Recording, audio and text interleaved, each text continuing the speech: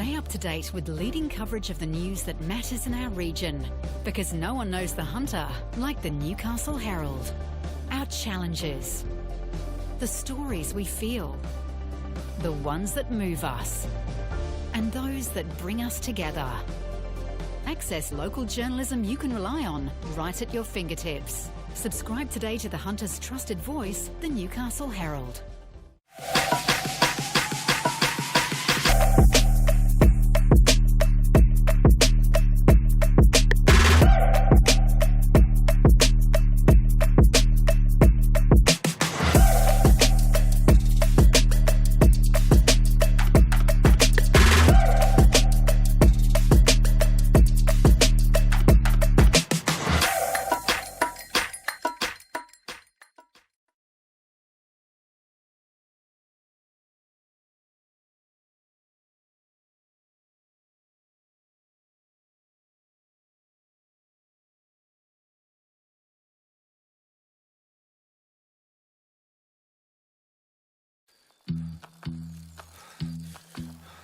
Oh yeah, that's the feeling.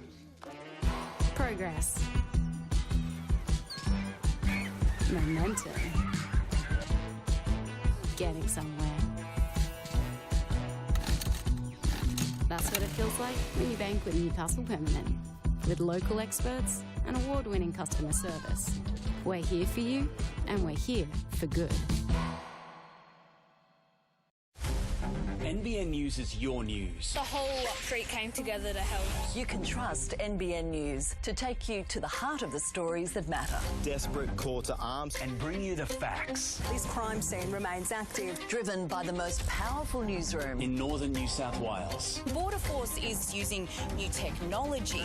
more live and local than ever. Live from a packed McDonald Jones Stadium. Fans were left breathless. NBN News. Is your news.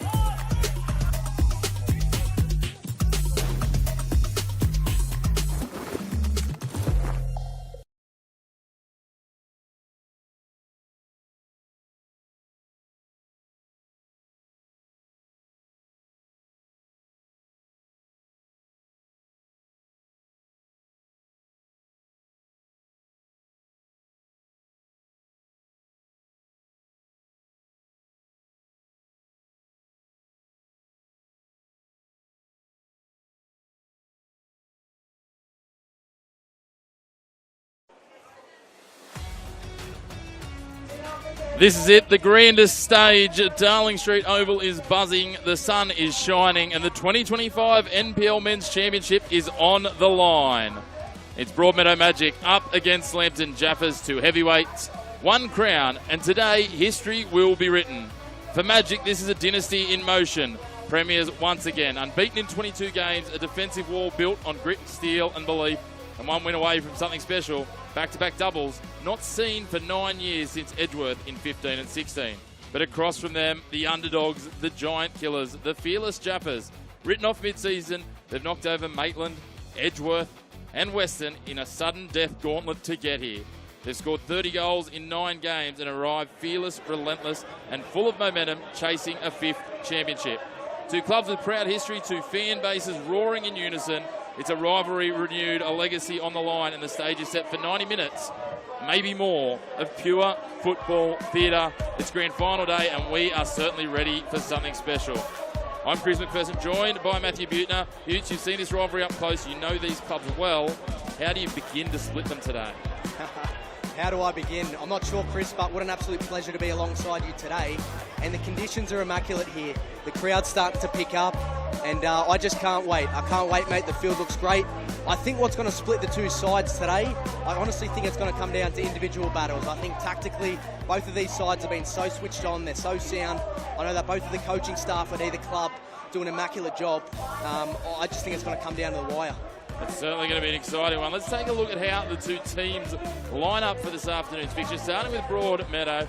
A little bit of a change. We see club captain Jeremy Wilson back into the starting lineup. In goals will be Lewis Alvarez, Sam Camper, Tom Beecham, Will Ingram will be key parts of the back line. Of course, Jack Simmons, Regan Jose will be in the midfield, and then we'll have the likes of Kresner, Nancaro and Baker to lead their line. And on the bench, we see the return of Luke Corcoran alongside the experience of Jaden Stewartson.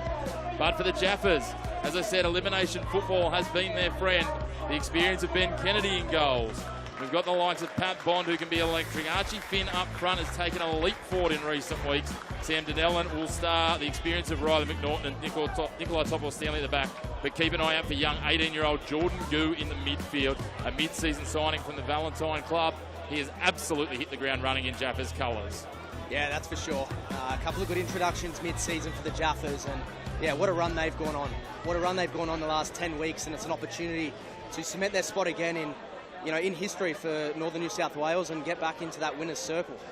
Interesting to see James Oates back on the bench for Lambton. Not a familiar spot for Jimmy, but obviously Matt Cahill, 3 goals in their last 2 games. It's pretty hard to leave a player like that out if you're the Jaffers. Well, yeah, that's right. There was question marks through the week, and a couple of weeks back with a hamstring issue.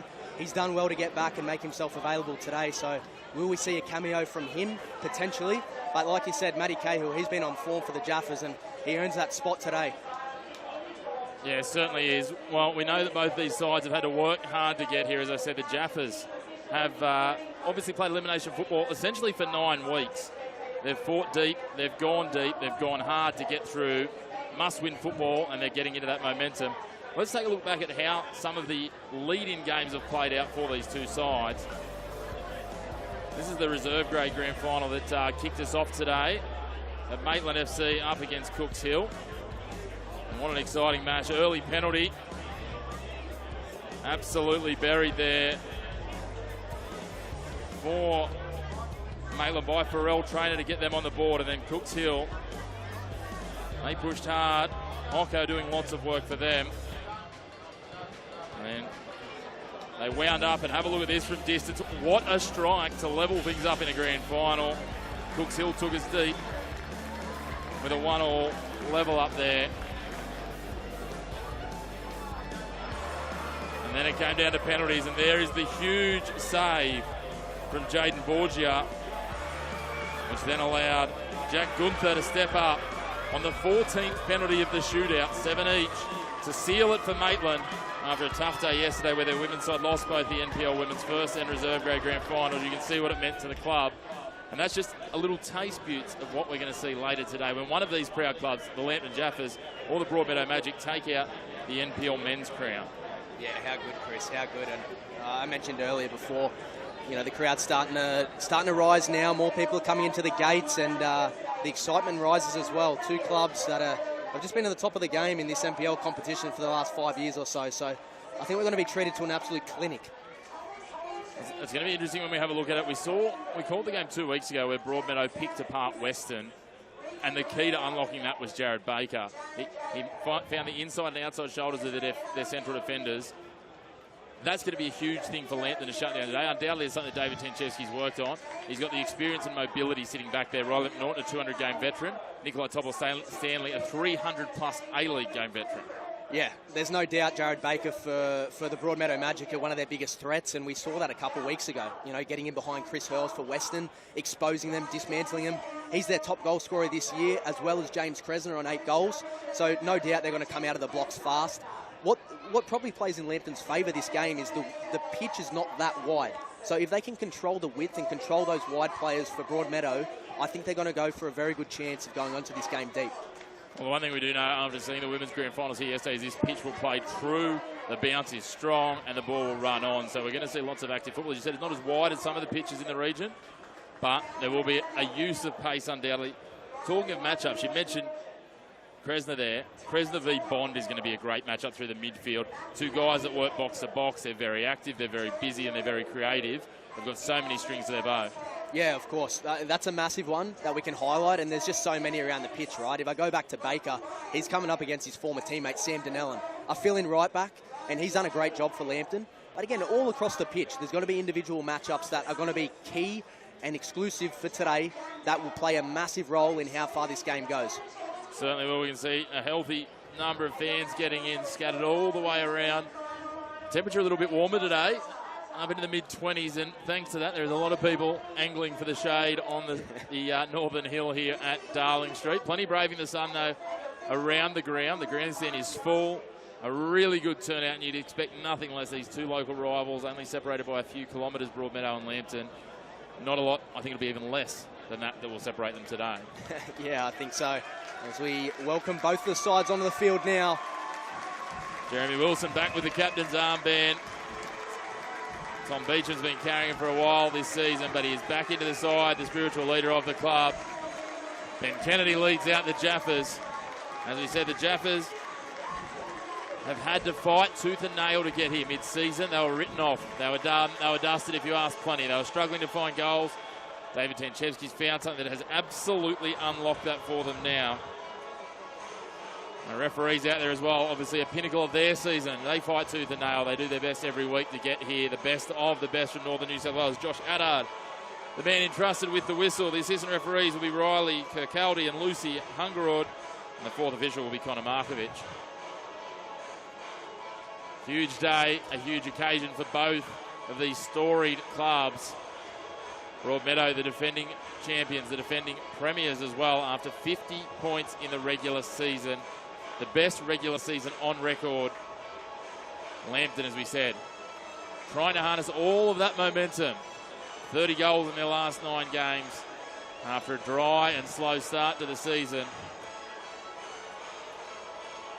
Two teams that can certainly go all out with their attack, but have two of the best shot stoppers in the competitions. Luis Alvarez up against Ben Kennedy. And we see the coin brought out for the coin toss. You mentioned those last 9 games for the Jaffers and the goals they've scored, Chris, and you know, Magic as well. I was having a look. I think they've scored something like 16 and conceded 8. So they've had a lot of clean sheets. Their defence at the back end of this season, as well as the whole season, has been so tight-knit. Can the Jaffers break that down today? And do they find the answers? I think the first 20 minutes is going to be crucial for both sides. The Jaffers at the moment and the run they've got in this last 10 rounds, well, they've been playing, as you said, elimination football for that last 2.5 months, and they're taking in some serious form into this game. They certainly are. As I say, the referees getting set with the captains. The last of the official pre-match duties underway and wrapping up. We are only moments from kickoff. Do not go anywhere. Do not look away from your screens. 90 minutes of red-hot grand final action coming your way momentarily. One big talking point is obviously the absence of Ben Diamond in that back line. He's been a rock for them. We saw him come off injured against Western, obviously unable to overcome that. Yeah, that's really unfortunate for him and for Broadmeadow. He's been such a rock for them this season. And, you know, I think the luxury of Jimmy Kresner and the club is, you know, it's the man-up mentality. You know, if someone can't get on the field and play, then they've got the positions on the bench and in reserves to fill that spot.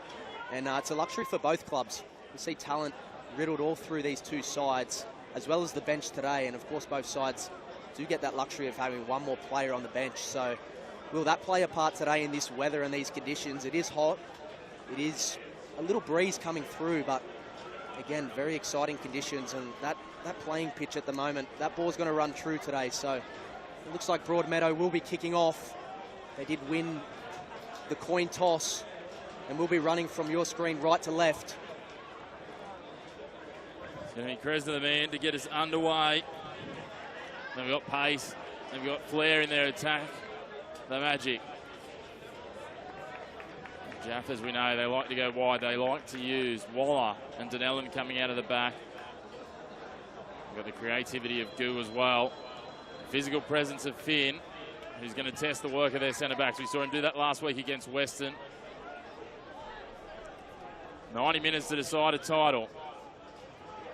Who can come out on top here? Lambton pushing forward straight away. There's Jeremy Wilson on his return to the starting lineup for Ben Diamond. Yeah, early pressure there from Jaffers, just knocking it long there. Tommy Waller playing percentage football. We saw Archie Finn in the hustle he had last week actually against Western, you know, resulting in the first goal. He's going to be a nuisance for these first 60 minutes or so for the Jaffers. You saw, as you say, the pressure he applied last week and the battle that he got into. Archie Finn is the absolute prototype and epitome of what you talk about when you talk about building your season and peaking at the right point. Yeah, for sure. We've seen his best football over the last couple of weeks. His final series, and he's going to absolutely create a headache for Wilson and Camper at the back. Beecham as well. In the meantime, though, Luis Alvarez.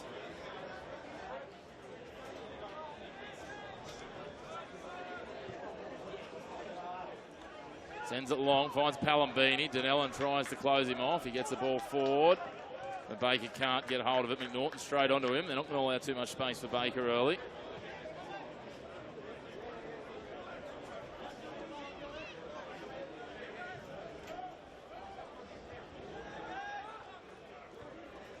There's Goo. Nice little flick on, looking for Finn. Wilson gets to it, though. Broken up. They try and play down the line. Slide tackle there from Lockie Griffiths. Jim Kresner tried to sell it to the referee and then apologised for overdoing it.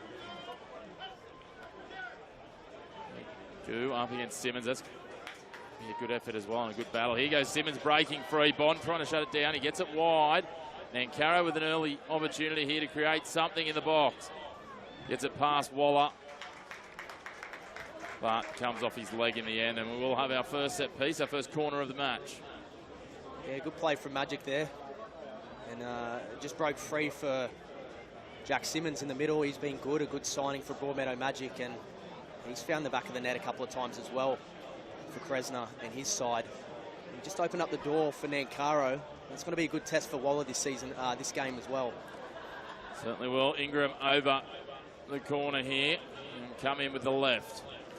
Right arm aloft. Gets underneath this, curls it. Beyond the back post, Nankaro's there. Gets a good header to it, but it sails over the crossbar. No real threat to the goals of Lambton.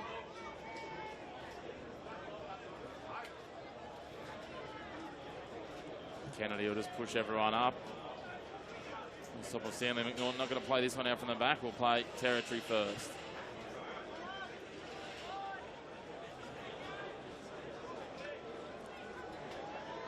Certainly plenty of experience in this Jaffers lineup when you have a look at it. Buttes at the back there. Kennedy 38, Top of Stanley 40, and McNaughton 35 as we see a fairly firm challenge come in. Yeah, there's no doubt about the experience that Jaffers have got at this level and beyond as well.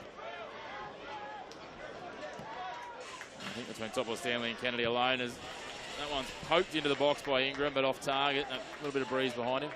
I think off the top of my head, Topo Stanley and BK between them have got about 500 A-League games. Yeah, it's so impressive, and I know for the younger boys in this team as well, players such as Goo, you know, it means so much to have players around you with that experience. Gives you that much confidence. I know you mentioned as well earlier the fullbacks for Jaffers, Tommy Waller, Sam Dunellen, they like to get up. We're going to see that from Magic as well. We've just seen it just there on the left side here, the near side with Will Ingram. Kennedy goes long. Finn gets up over Wilson there. That battle's already developing.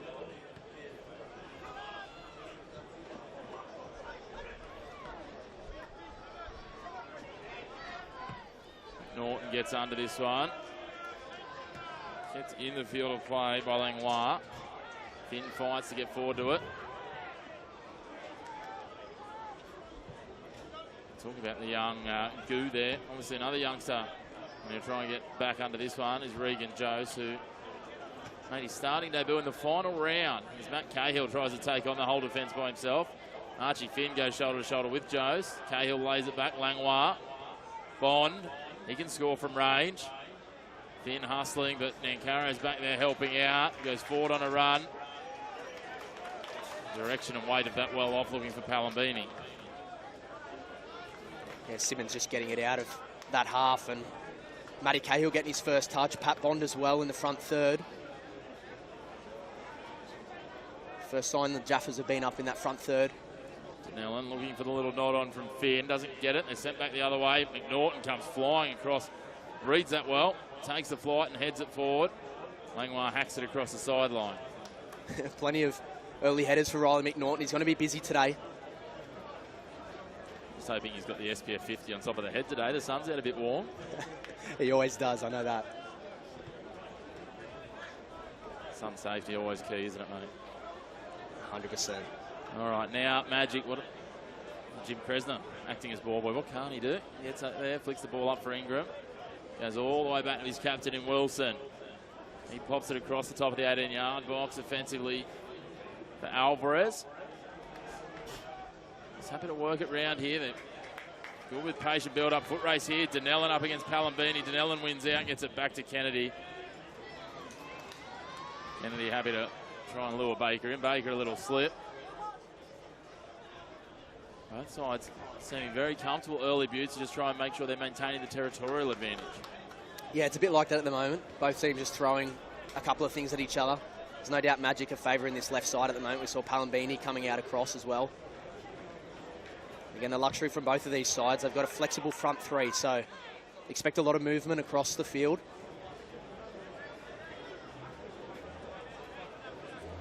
Donnellan will take the throw.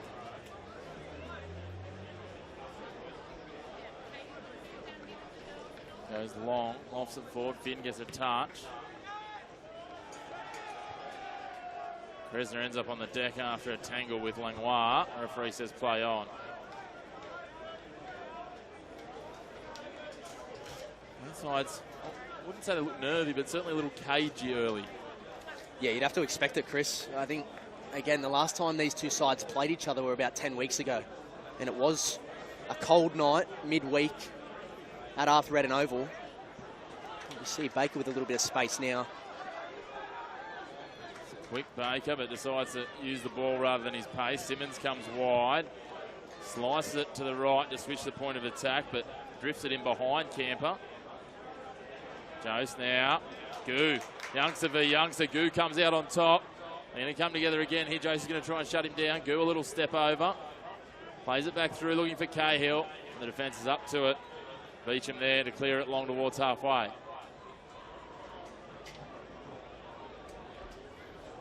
Pushing forward, looking for an offside call, not there. But it trickles back and Camper just signalling to the assistant referee on the far side, shrugging, asking how's the play not offside. I thought, as usual, the assistant referee was right on that one.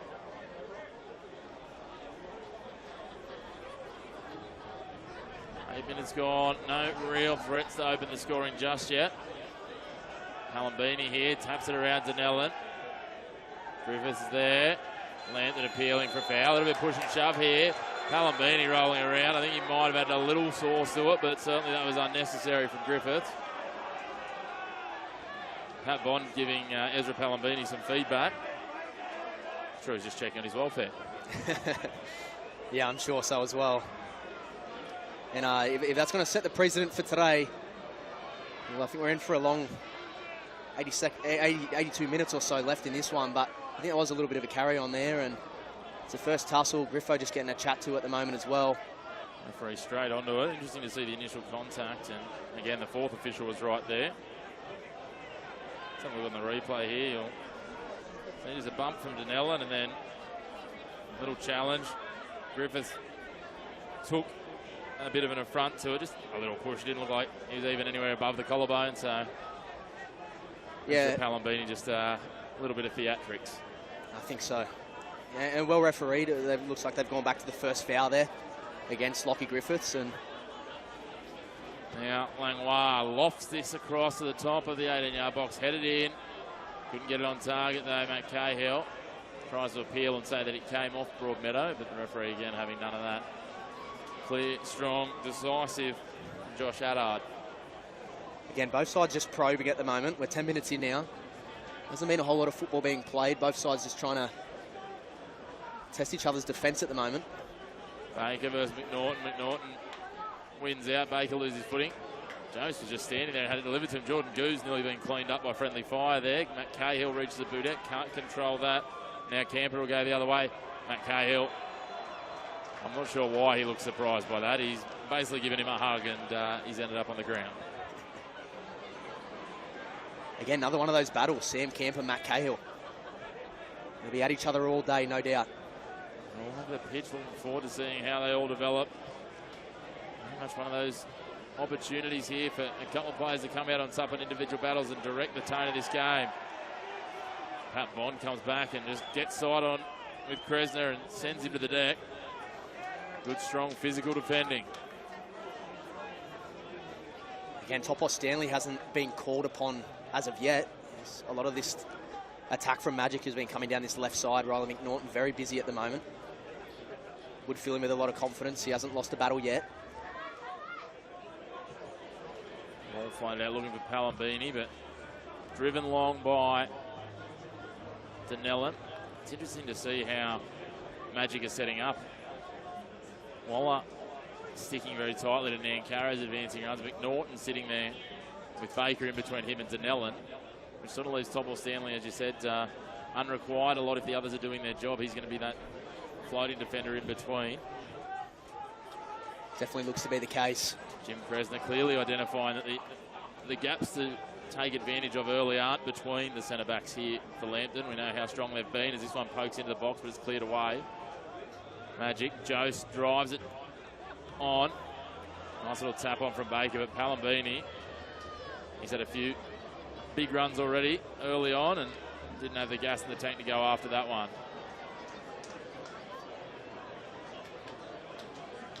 Kennedy happy just to take his time here, let his side recompose.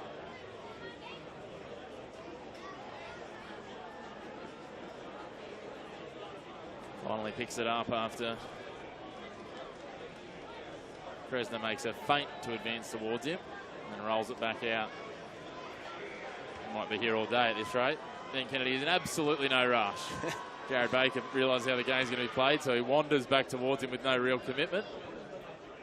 Langlois prods it forward. That's not the clearance they're looking for, but it'll work for the time being. Beecham gets it sideways, and then Griffiths will watch it go across the line, and the Jaffers will have a throw almost right in line with the top of the 18-yard box. Go long into the box. Finn, not exactly textbook winner, but he did win it nonetheless. Riley McNaughton gets the boot up, trying to bring that down. Baker putting pressure on Langlois. Topple Stanley. Leaves it long to Cahill. Cahill will try and take on Ingram and get around the outside. Ingram maintains possession, sends it right back to that man that started, Topple Stanley, who slices it off the instep of the left. Bond pushes it across. Palambini tried to trap that, but Denellen read it better.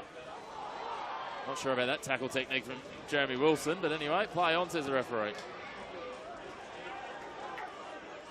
Well, end-to-end stuff. Not a lot tactically about it as the offside flag goes up against Jared Baker. Yeah, nothing too tactical, Chris, like you said. Again, just both teams feeling each other out, trying to get him beyond the back line. Jeremy Wilson's got his hands full as well with Archie Finn. We know he's going to keep him busy all day. It has been a little bit end-to-end at the moment. Just saw the first introductions for Topple Stanley in this game. Cahill back to Goo. If you like a couple of these agile midfielders could be the real key to breaking this open, just beating one or two and then creating an overload forward. The likes of a Goo or a Kresner. Maybe even a Simmons. Simmons has been a key part of that for Magic thus far this year.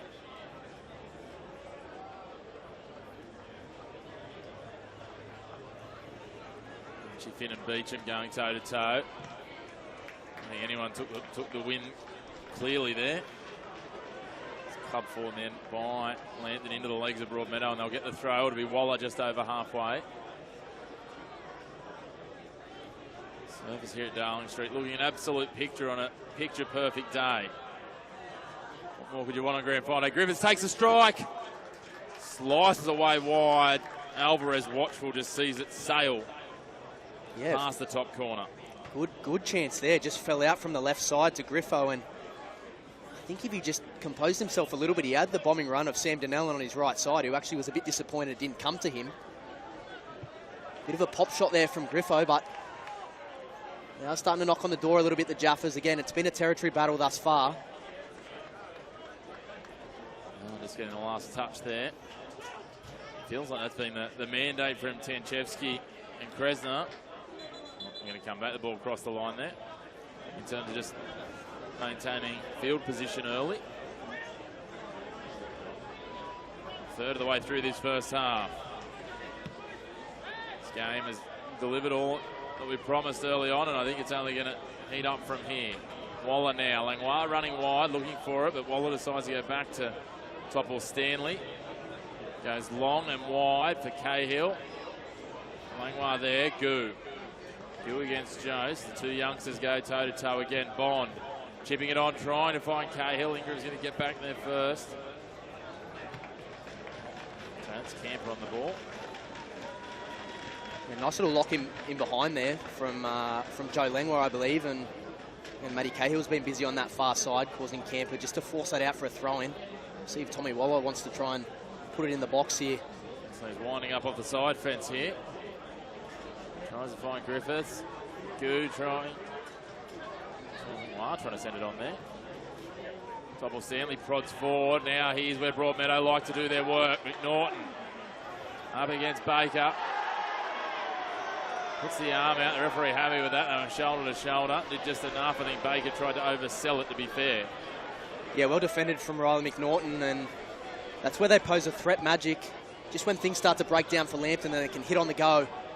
Break away with those boys up front. We know the speed of Baker and how fast he is, and that wasn't far off. And that's exactly what we talked about 2 weeks ago where Western undid themselves. It was Chris Hurley pushing forward. It wasn't just that Baker's quick. As soon as someone goes forward, if someone doesn't drop into that hole, that's when the danger comes, as we see now Dunellen going forward. And straight away you can see Lambton have recognised that is the case, and Bond slotted straight into Dunellen's hole where he advanced from.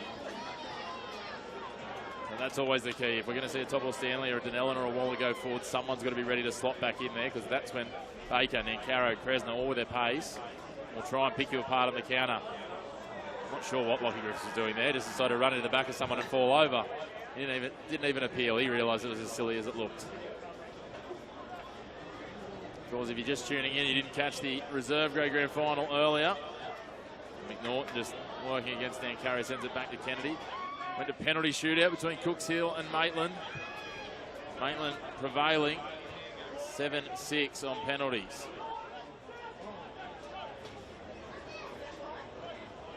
Crowd in raptures after a tough day yesterday for Maitland, going down in the women's first and reserve grade grand finals. Newcastle Olympic winning yesterday's women's reserve grade grand final 4-2. Charlestown Missouri completed their season of 5 trophies. As Jordan Gu claims that Jack Simmons got a touch on that, but the referee says no, we'll have a goal kick. That's some season from Charlestown Missouri's women's side, isn't it? 5 trophies for the season. Yeah, it's so impressive. We're just looking at the replay now. Alvarez just trying to find the feet of Jack Simmons. A little bit of a scary ball there out the back. Gu just pouncing on it. And fortunate for Broadmeadow, nothing come of that. Oh yeah, it's such an impressive season from Charlestown. I mean, 5 trophies in a season is incredible. So your team's talking about doing trebles. That's that a quintuple? It's unbelievable. Going to need to build a new wing on Lyle Carl's grandstand to house all their trophies. Matt Cahill just out-hustles Camper there to put that across. Oh, we'll put a caveat on that. Obviously, the State Cup, that was a joint trophy with Maitland. But yeah, so we've won the Charity Shield, the State Cup jointly, the League Cup, the Premiership, and the Championship. That is as good a season as you'll see from any football team. That it is. Yeah, great achievement. Broadmeadow looking to do the double here, which in itself is quite impressive. Looking to go back-to-back, which has only happened once before in the NPL era, which, as I touched on in the introduction, Edgeworth in 2015-2016. So there you go, the double-double they're chasing today. No, indeed. We extend that run to 23 games unbeaten.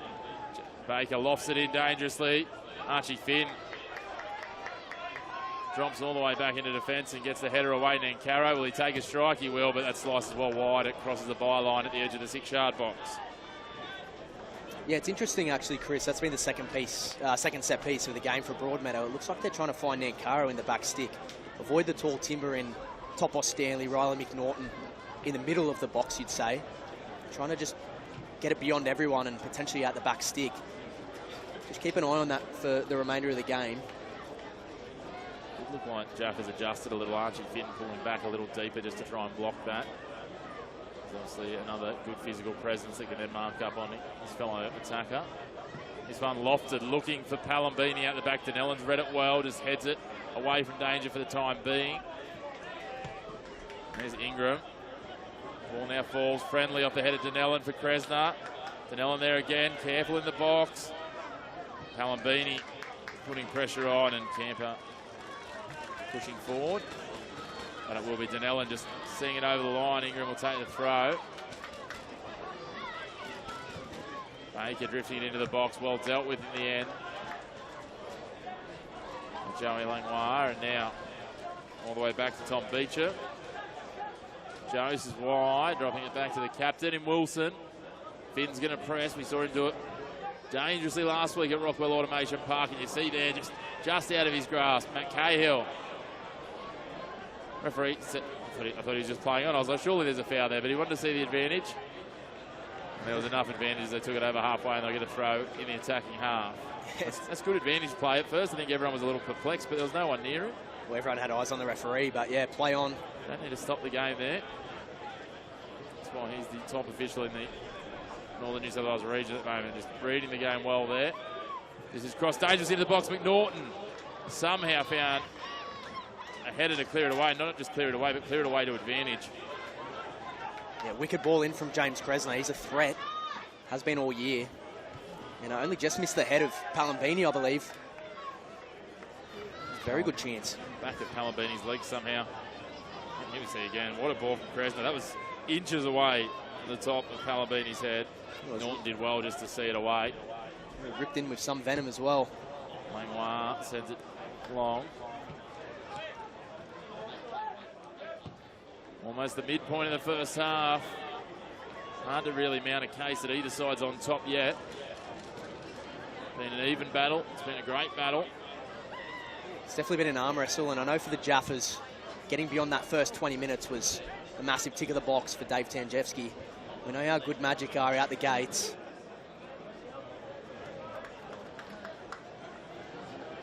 Opportunity here inside the attacking half for the Jaffers. Dunellen will take the throw. Puts it in for Finn. Couple of Finn and Wilson's good so far. Langlois feints a shot. Takes it around the outside. Can he get across away? Kicks just inside the byline. Finn's there. Plays it into legs. And will earn a corner. Smart football there from the Jaffers. A good, healthy crowd of Jaffers fans in behind that southern goal as well. Yeah, it's good to see. Just look at this replay again. Joe Langlois just probing at the moment. Looked like he was going to cross a couple of times. Ball stayed in. Found Archie Finn, and Wilson was equal to it. Again, a good battle, that one, progressing this game. Dunellen with the corner. Left hand up. Lofted in. Over the back post. Topple Stanley's there, looking for the other top corner. Dunellen has it gifted to him here. Chips it in again. Now Finn's there. Heads it just wide to the left. He got up above. He beat Beecham, but just couldn't direct it back against the grain. Promising signs here from Lambton. Yeah, just forced back out to Baker, who was a little bit loose there, and opens the door for Sam Dunellen, and back stick was Archie Finn. He was actually hands on head, a little bit shocked that he didn't get a better connection with that one. Very close. Looks like Beecham just did enough to put him off. Golden chance for the Jaffers there off a set piece. Archie Finn comes into his own. That power there, but just couldn't quite get there. Dunellen a little clip on Nancaro. He was concerned he's going into the book there, but not a lot in it. Not too much. Foul, no more, and we get moving again, both teams. Wearing their hearts on their sleeves early. This means a lot, we know that. Not just from a grand final point of view, big rivals in the inner city here in Newcastle as well. Tell you what, between the moments before kickoff and kickoff, this crowd has really filled out Darling Street. Plenty of fans in Jaffas gold, Broadmeadow red, and neutrals in all sorts of colours. And then a few football clubs looks like they might be celebrating their end of season in some interesting outfits as well. Yeah, definitely. There's about 20 Ronald McDonalds in here getting around, which is interesting to see. I think we've got the Maitland and Charlestown girls from yesterday's NPL Women's Grand Final both in here. Yeah, it's brilliant. Such a healthy crowd today here at Darling Street Oval. Here's now Palambini goes wide, and that cross again looking for Nancaro at the back stick. I thought at first it had gone well over the byline, but Nancaro does well, turns Dunellen inside out now, advances into the 18-yard box. Can he find a teammate? Beats McNaughton, trying to sell it. McNaughton is giving him an absolute bake over it. And now, he might find himself in some trouble here. Was there a lash out there? This is going to be interesting to see. There's certainly plenty of feedback going both ways. The initial contact from McNaughton was cleared by the referee. And he's going to have a conversation with Cody Nancaro here. Ben Kennedy's got his arm around him. Nancaro shrugged that off, doesn't want a piece of it. Nerves and tempers just starting to fray, Butts. Yeah, definitely. Things are starting to rise here. And again, the referee, we'll see if we get the luxury of a replay here. As we do, Nancaro slick on the left side. McNaughton held his ground. He got there implanted early and Nancaro went into him. McNaughton just gives a bit of feedback. A little nudge from McNaughton and then Nancaro. I think they've both given as good as they got. And the referee's probably done well just to leave it alone. Yeah, I think so. Well adjudicated and play on here at Darling Street Oval. Again, things are just starting to heat up now. Good work from Baker in the corner. Into the last 20 minutes of the first half. As you say, Baker does well, earns a corner for his side. It'll be Jack Simmons to come and address it from this side.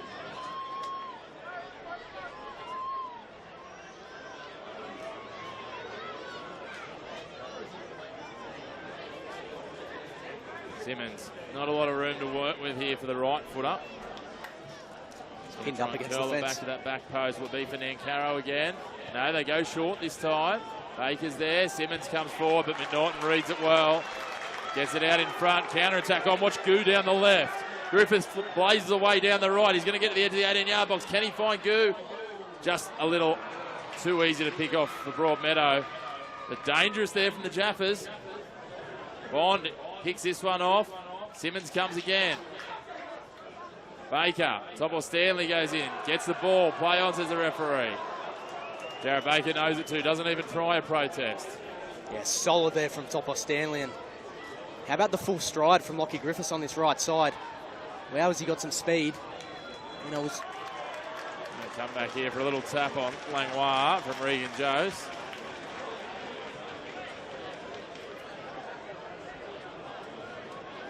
Yeah, you mentioned a couple of minutes ago, Chris, things are just starting to ramp up a little bit now. Both teams just feeling a little bit more comfortable playing the ball on the ground. Just look now again. Not much doing, but locked that right foot around the right foot of Griffiths and impeded him. That's what the referee's come back for. Griffiths probably did well to make it look a little more egregious than it was, but just a free kick. Jeremy Wilson having a running debate with Josh Addard. I don't think he's going to get him far. Pat Bond to deliver, and just keep your eyes on Riley McNaughton at the back stick, as well as Topo Stanley heading there now. You'd have to think they'd be the target for the Jaffers. Wilson tight to Topo Stanley. Comes in looking for Finn instead. Baker clears it partially. McNaughton's back there now. He'll take on his opposite number in Palambini. Turns him back one way and pulls it across. That's a nice ball. Well picked up by Langlois. Pass not directed as he wanted though. Simmons' pass finds Goo. Goo for Langlois. Can he get the cross in? First touch he does. It's big though. Cahill tracks back. Waller's there with him, but he looks to the top of the 18-yard box where Kresner just sends it up in the air. Regan Jose fighting tooth and nail with Langlois. Goo. Topo Stanley out of the defensive line pushing forward. Denellen. Topo Stanley again across the top of the 18-yard box. Bond. The flag comes up against Topo Stanley though. There's something you didn't have on your bingo card. First half, Topo Stanley gets called for being offside, not from a set piece. Yeah, Topo Stanley doesn't spend too much time in that front third there. But I tell you what, Broadmeadow, they struggled there for a little bit just to get the ball out of their back third. And Lambton Jaffas feeling comfortable in small quarters. Probably were fortunate magic for that to break down. What about the goal kick from Luis Alvarez? It's nearly landed on the other 18-yard box. Just passing it to his mate, Ben Kennedy, on the other side by the looks of it. A little bit of forcey backs. Like the old schoolyard games. Don't worry about the other 20 blokes out there. We'll just kick it between us. See Ben Kennedy return serve now. I was going to say it might have been the breeze behind him, but looking at the corner flags, there's not that much out there. He doesn't have a booming boot, though, Luis Alvarez. We know that. Ben Kennedy. Not quite to the 18-yard box, but managed to find Archie Finn, who looked like he and Jeremy Wilson might have been doing some sort of Strictly Come Dancing routine. Or lift and a pirouette. Topo Stanley's across there, heads it towards the sideline, and Goo can't quite track it in.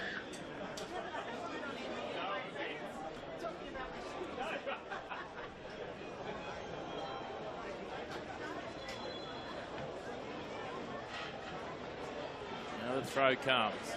Topple Stanley just out-muscles Baker. Got it forward. Now put out in front of Palambini inside the 18-yard box. He tracks away from the 18 yards, loses his footing, and Donnellan play it wide. And here we see again a runaway Lockie Griffiths. He's put the afterburners on away from Simmons. He's got Finn in the box. Can he find him? No, he can't. Wonderful defence from Tom Beecham. Yeah, brilliant there from Beecham, and again, that's the second time in a matter of 10 minutes or so. Lockie Griffiths just blazing down that right flank. Now into the box, Finn gets a foot to it. Joes clears it long. McNaughton's going to track back and take this. He gets a little touch on it, so we want to keep it in. Under the heat from Jared Baker, nearly takes out one of the cameramen. Away we go to Topple Stanley.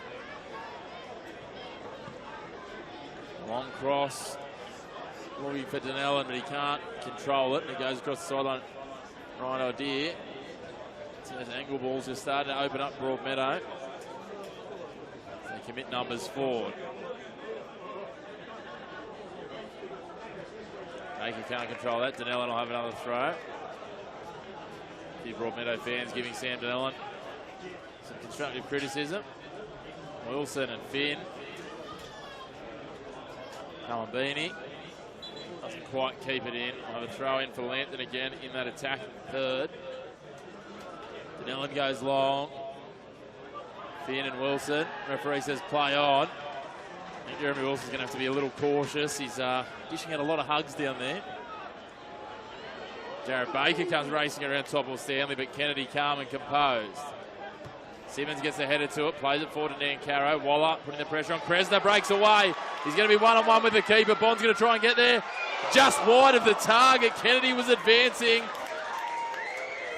And James Kresner, you have to say, has had the first genuine opportunity of this grand final and was millimetres away from getting the magic on the score sheet. Yeah, wow. We just look at this game. Let's play out again. Brilliant work from Nancaro, and the back line was dismantled. James Kresner, you back him from there. Maybe it was the presence of BK, I'm not sure, but that was whiskers away from that near post. And the first genuine chance of the game, Chris. Let's give credit to Kennedy there. He came out, shut down the angles, didn't overcommit though. Pulled himself up just outside the 6-yard box, and as you say, maybe that was the presence and the distraction that just forced Kresner a touch wide. But again, just shows what a danger on the counter this Broadmeadow attack can be if your defence isn't set.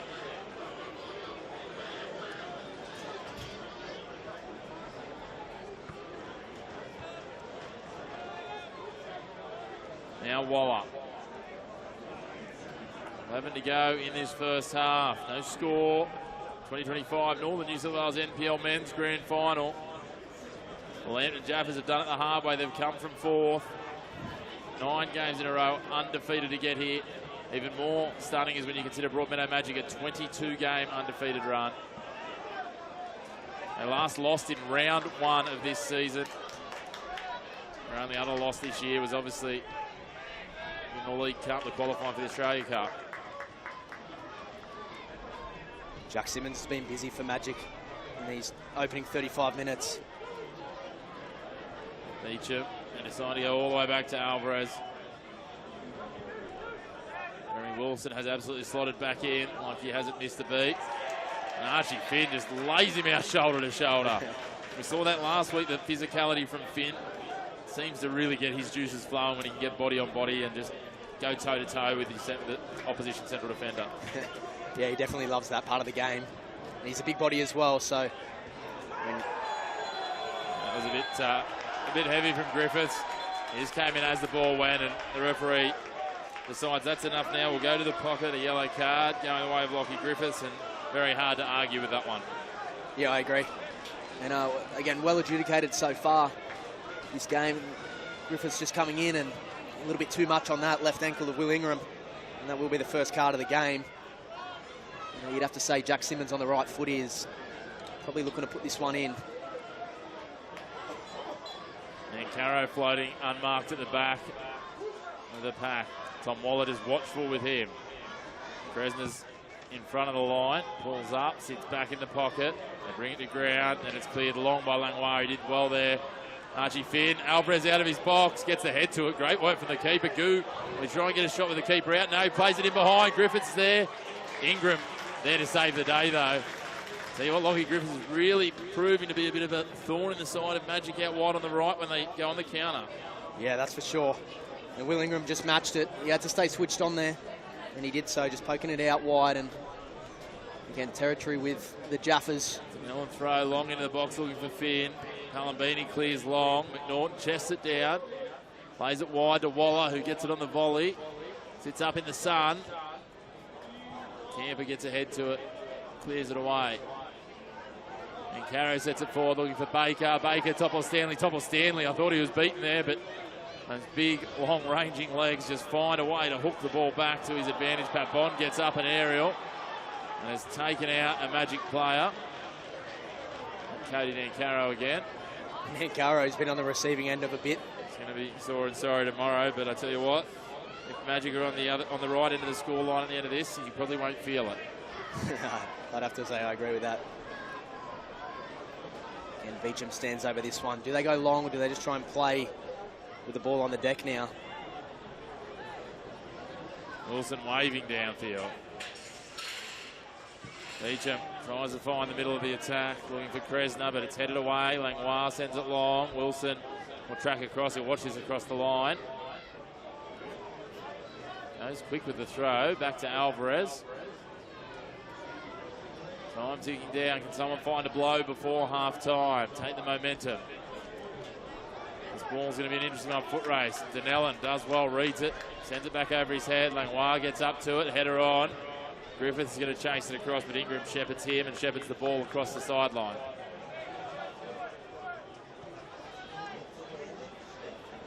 Again, the Jaffers just happy to sit back at the moment, just respect Magic and the possession they're holding. Just overcooked from Alvarez. Target. Takes out some members of the crowd. Sam Denellen in absolutely no rush. Goes long. Finn heads it on, looking for Griffiths, but the angle not quite right. Shakes his head.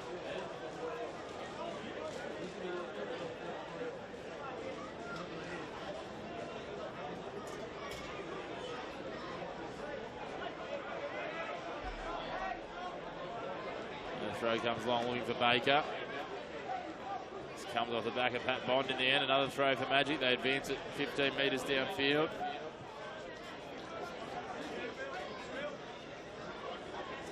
Ingram. Short, finds Baker. Plays down the line where broken up by Griffiths. Finn's there. Controls it away from one. He's got Wilson and Jose on him. Wilson does well to keep it infield. McNaughton for Goo. Down out in front of Cahill. Beecham's going to try it, control it, but Cahill tries to trap it and just gets the last touch. We'll have a goal kick.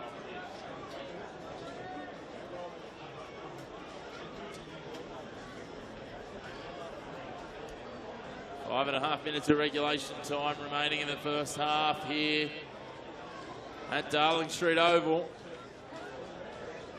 Scene is set, attention is building. Championship on the line. Wilson lures in Griffiths. They go wide and now they loft it out in front of Palambini, but the flag goes up. Just jumped the gun a little early there, Butts. Yeah, just a little bit. Just timing not there. Yeah, it wasn't far off though, and you can see the intention there from Will Ingram. Again, these front three from Magic, just trying to get in behind, you know, the likes of Riley McNaughton and Topos Stanley. They are still favouring this near side. But really, we're looking back at the last 40 minutes of this game. It's been a true arm wrestle. It has only been that one large chance from James Kresna. There's that man right on cue. Jumps forward. Puts the pressure on McNaughton, who can't direct his pass. The long ball, and it goes across the sideline. Magic with another throw through Ingram.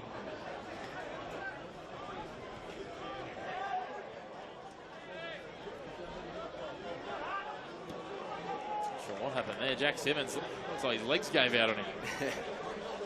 Again, Archie fitting in amongst it, just been a nuisance, and he's earned his side a throw-in. Sandinell, and I tell you what, he's going to have some sore arms after today. He's had plenty of throw-ins. Feels like we've seen plenty both ways, and almost all on this side of the pitch as Archie Finn tries to sell something to, I'm not quite sure who, even his teammates weren't buying that. He's still trying to argue about it, though, with Josh Haddard.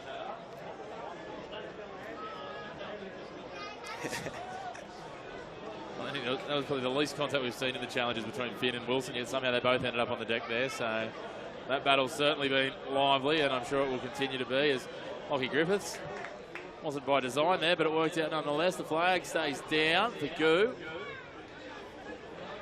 Plays it in for Bond, out for Dunellen, but it's picked off. That's good defence from Ingram. And then Goo throws himself full body horizontal to try and break that up. Play continues on. Goo ends up on the deck with play forward. Baker now trying to get in behind. Waller's there. Wins out. And Caro trying to appeal. Baker stays down at the moment. Tommy Waller just checking his welfare, but looked all legal. It's okay to the live eye. Let's have a look at the replay here. You see Baker getting in behind, and Waller, I think he might have just got a bit of Waller's leg as he came back to, Baker came back to ground. He might have just landed across Waller's leg, which isn't a foul from Waller. Waller had already gotten to the ball. No. And Baker, as well as Nankaro, again, been in a couple of challenges this first half. They're throwing their bodies into everything at the moment. All legal, of course, but you can see what's trending for Broadmeadow Magic. They're starting to get a bit more confidence playing out from the back, and it is Jack Simmons who they're trying to get on the board to orchestrate some things, and then they look to try and pounce long over the top. And Jaffers have had answers for everything at the moment, but we do know it only takes one moment, and we know how fast Magic can hit. So, again, it's going to continue to be a threat, especially in these last couple of minutes of this half. We know the heat's playing a factor today. We know fatigue's going to play a factor as well. Interesting to see when we get into that second half how the two coaches use their benches. David Tanchevsky used his with masterstroke last week. Bringing on Carter Smith, who within a matter of minutes got himself on the score sheet.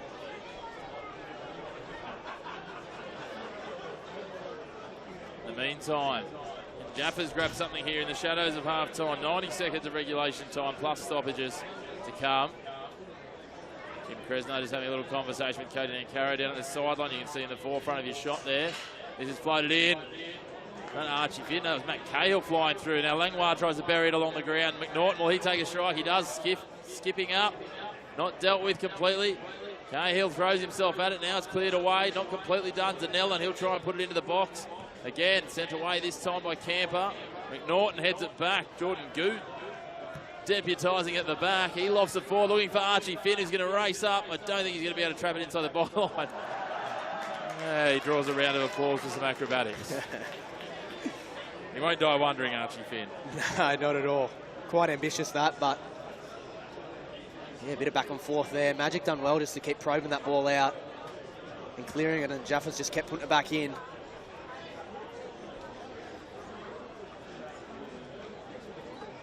Alvarez just happy to send this one long.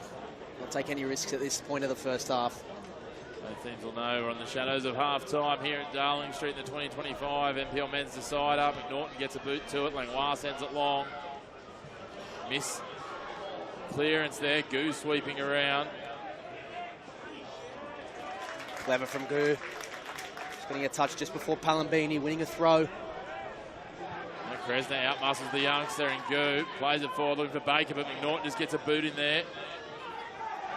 Baker wins the ball, gets away, he's free into the 18-yard box. Langlois shutting it down. Pressure on, tries to clear it for Palambini. Shoulder to shoulder, good defending, Sam Dunellen. Riley McNaughton not happy with that decision. Fourth officials indicated 2 minutes of added time, so not a lot of stoppages. McNaughton filthy with that decision. Thought the referee was wide in that case. See it again. A little bit soft. Baker running through there. Referee's done well here in all of these decisions, just letting football be the talking point. Shoulder to shoulder, and Ellen did well just to get in there.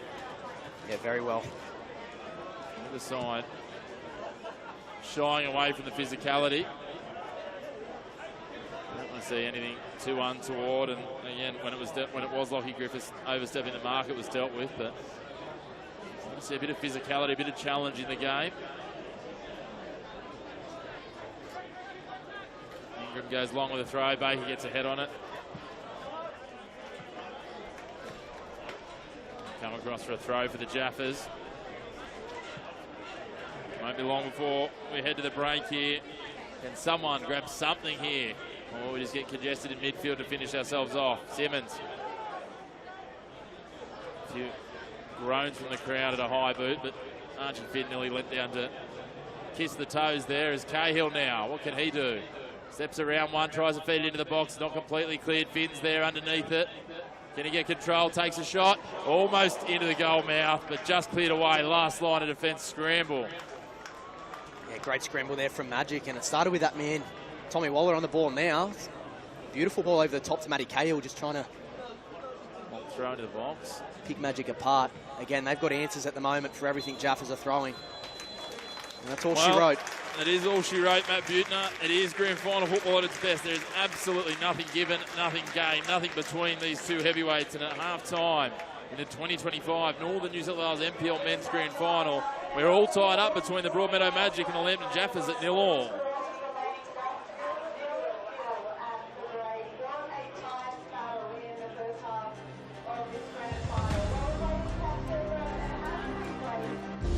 Stay up to date with leading coverage of the news that matters in our region, because no one knows the Hunter like the Newcastle Herald. Our challenges, the stories we feel, the ones that move us, and those that bring us together. Access local journalism you can rely on right at your fingertips. Subscribe today to the Hunter's trusted voice, the Newcastle Herald.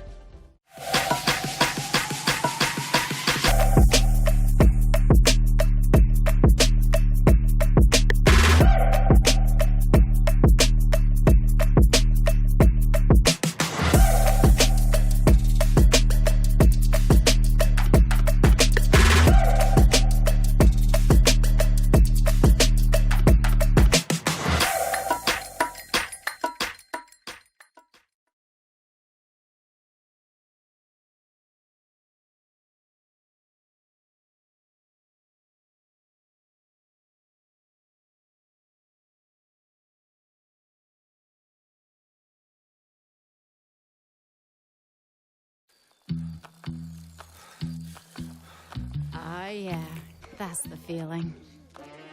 Progress. Momentum. Getting somewhere. That's what it feels like when you bank with Newcastle Permanent. With local experts and award-winning customer service. We're here for you, and we're here for good. NBN News is your news. The whole street came together to help. You can trust NBN News to take you to the heart of the stories that matter. Desperate call to arms. And bring you the facts. This crime scene remains active. Driven by the most powerful newsroom In northern New South Wales. Border Force is using new technology. more live and local than ever. Live from a packed McDonald Jones Stadium. Fans were left breathless. NBN News. Is your news.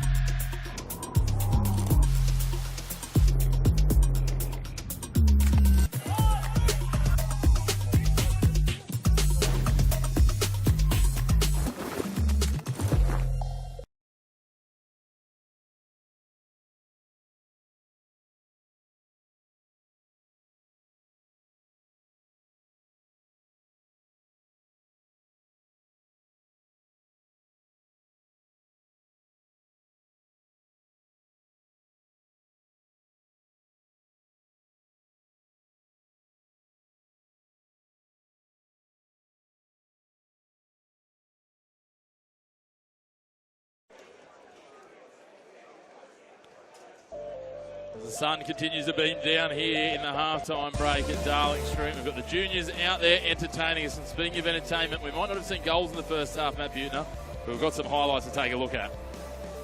Yeah, how exciting. And it looks that we're looking at the Jaffers.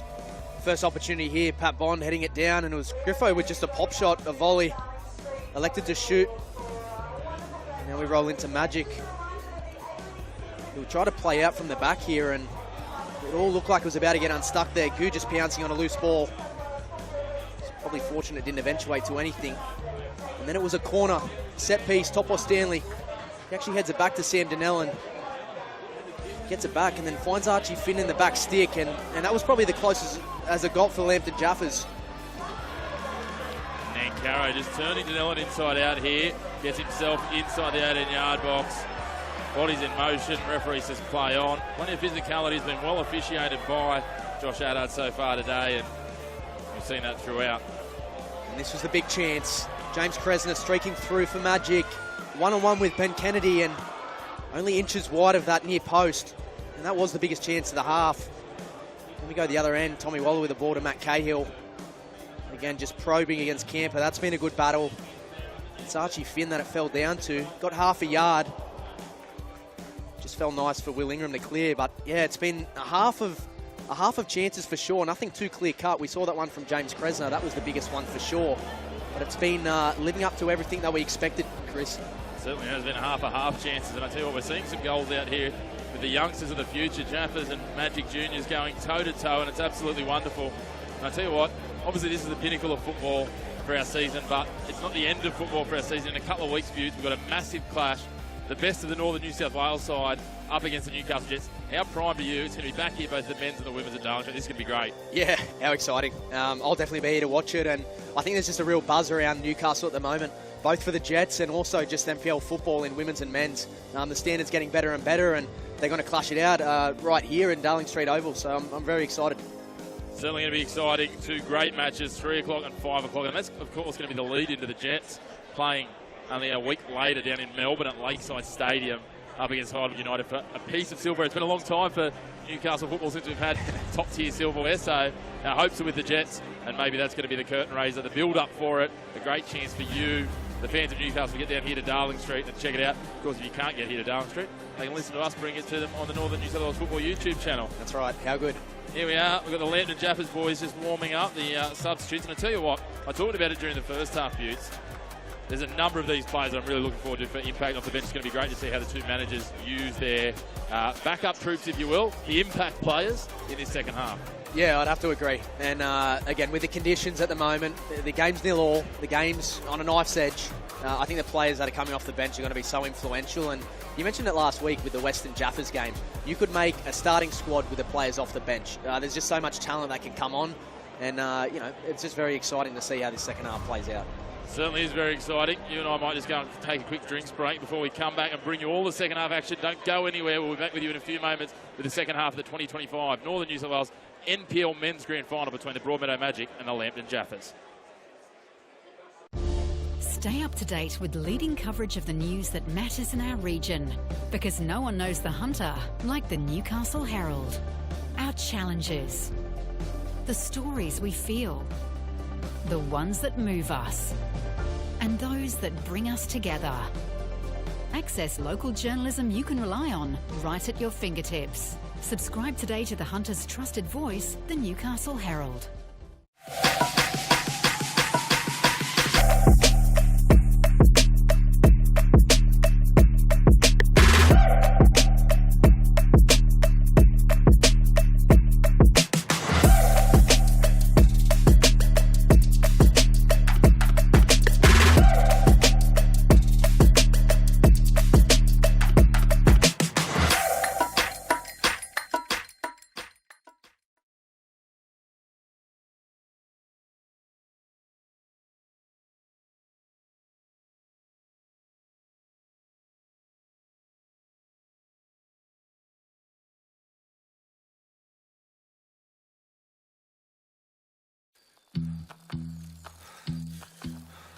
Oh yeah, that's the feeling. Progress. Momentum. getting somewhere. That's what it feels like when you bank with Newcastle Permanent. With local experts and award-winning customer service. We're here for you, and we're here for good. NBN News is your news. The whole street came together to help. You can trust NBN News to take you to the heart of the stories that matter. Desperate call to arms. And bring you the facts. This crime scene remains active. Driven by the most powerful newsroom. In northern New South Wales. Border Force is using new technology. More live and local than ever. Live from a packed McDonald Jones Stadium. Fans were left breathless. NBN News. Is your news.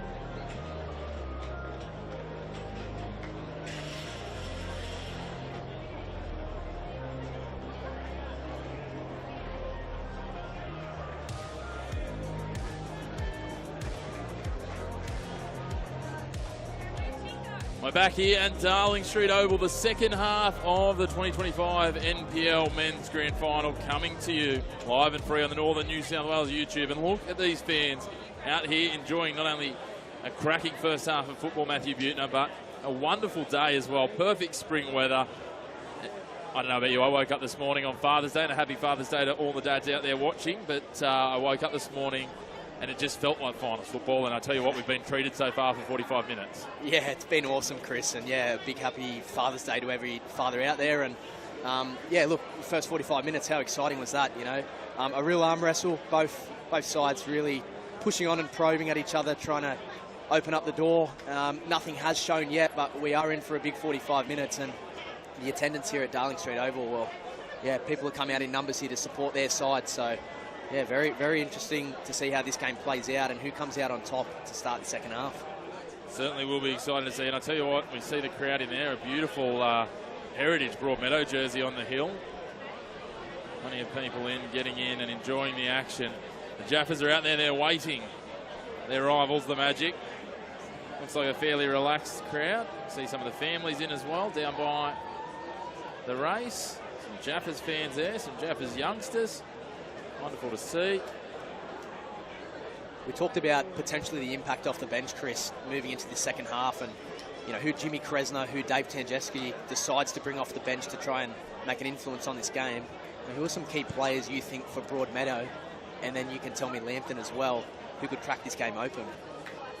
Well, there's a few different ones that we can look at, but I think for me, Ryan Ensor, we saw him called on early last week. He can be deployed in the midfield, defensively.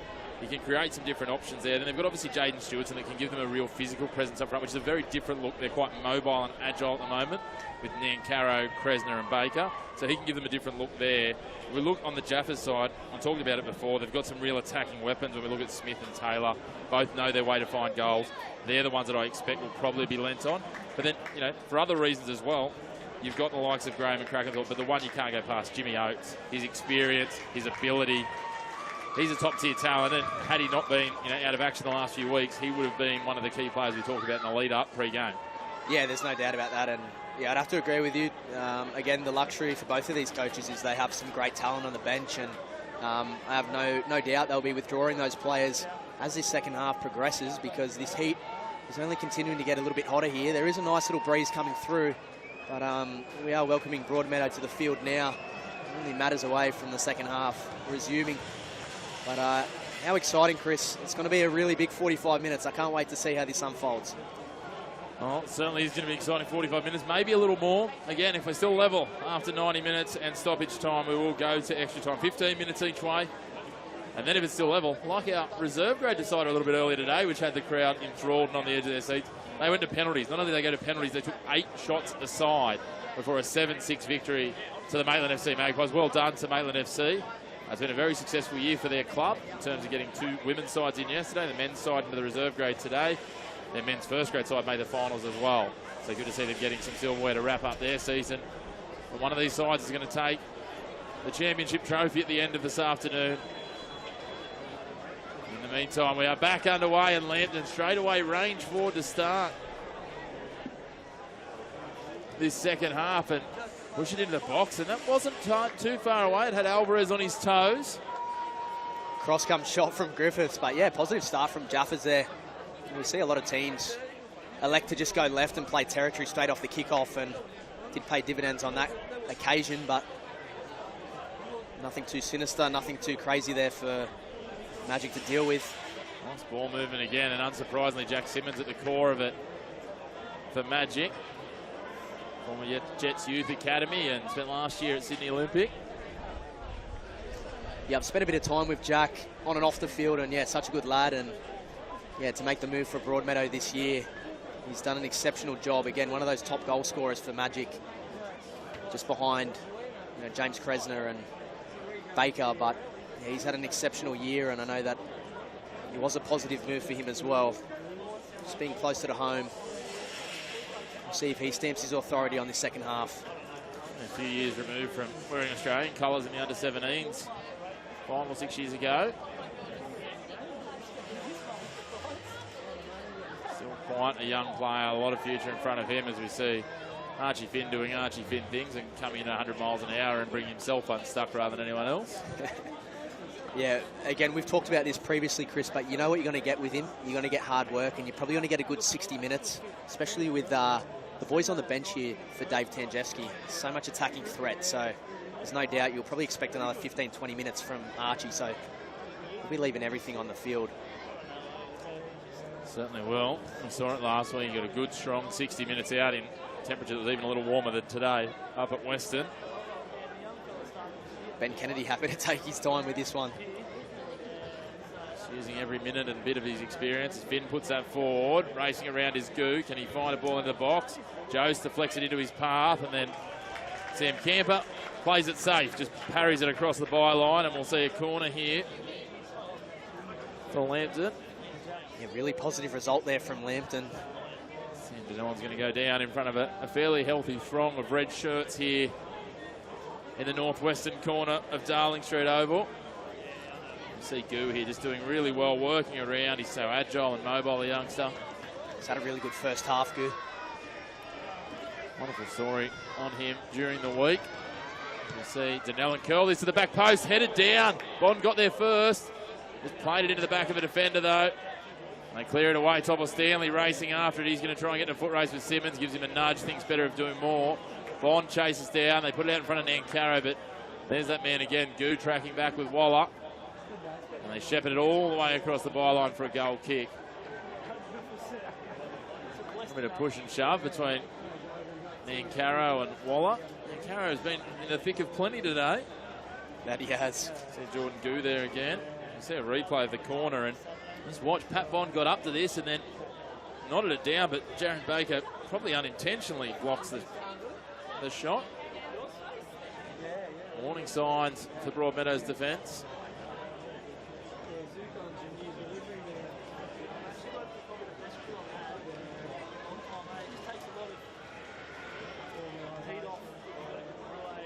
Ball here. Archie Finn and Jeremy Wilson. Archie Finn's only a little frustrated. He's going to need to try and contain that. Cahill plays it off the body.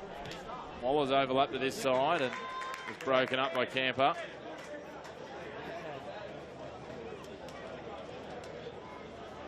take the throw. You've got Archie Finn trying to make himself dangerous in the box.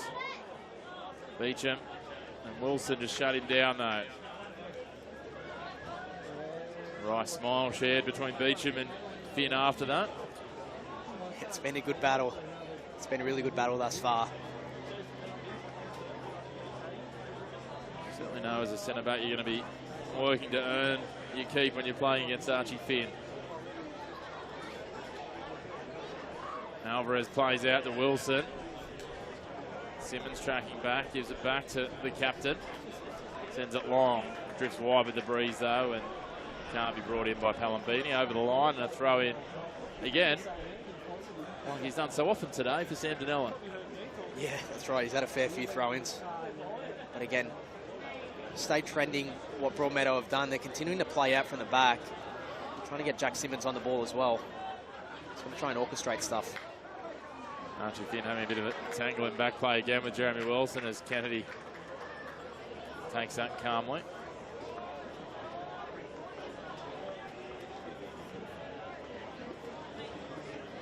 Kennedy goes long. Finn gets a little tap on. Camper loses his footing. Cahill gets to the outside. He's got Goo with him back in the pocket if he wants to use him. Camper. That was a little over the top from Jack Simmons. He had eyes for nothing but the body of Matt Cahill. Pat Bond coming in and sharing his opinion. I'm not sure that it's probably required, Pat, but that's okay. Just got away from Cahill a little bit there, and Jack Simmons just comes flying in. A little bit too unnecessary there. He wasn't happy with the decision, but I think it was very fair from the referee. And Pat Bond on his right foot. He's got a great opportunity for the Jaffers now to rip one into the box here. Plenty of tall timber again. They've been a threat in the set pieces, Jaffers. They know how to find the back of the net in these last couple of rounds. The referee just cooling the Jets there. Lots of bodies in motion. Curled in. McNaughton sniffing it behind. Pushes it just to the left. My goodness. That's the second time today we've seen a ball whistle past the left post at the northern end here. This time, though, it's on behalf of the Jaffers colours. Yeah, here we go. Pat Bond, I think everyone was thinking it was coming into the box, and he just snuck one low and hard. It's Riley McNaughton with a golden opportunity. Just not enough, unfortunately. Not sure whether he would have been able to thread the needle between the post and Alvarez. He seemed to have most of it covered. Would have been some goal.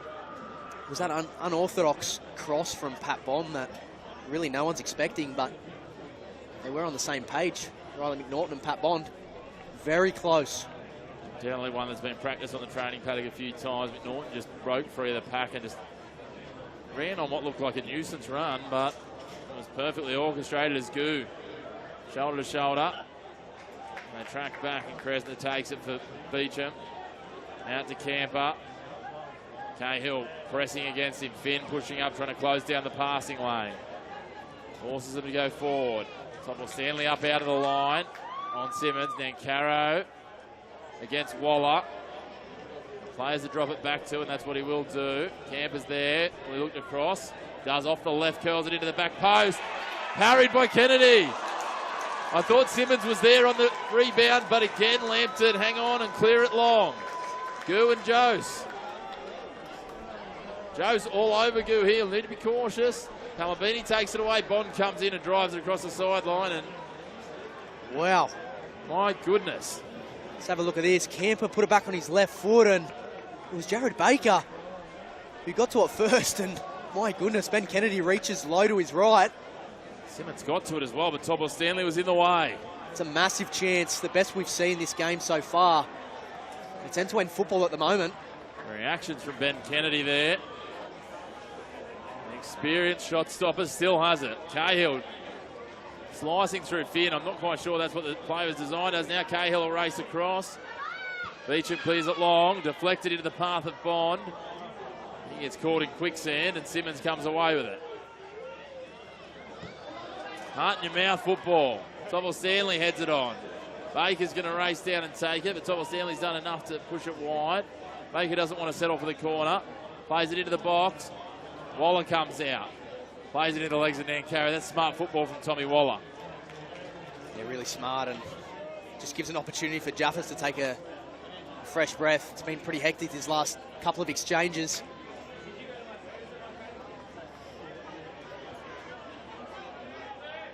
Jeremy Wilson just happy to go back to his number one. Alvarez again with one of those long clearances, sends it to his opposite number. He's got a rocket of a foot, doesn't he? He's just waiting for that game of Forsey backs to break out, but Ben Kennedy's having no part of it.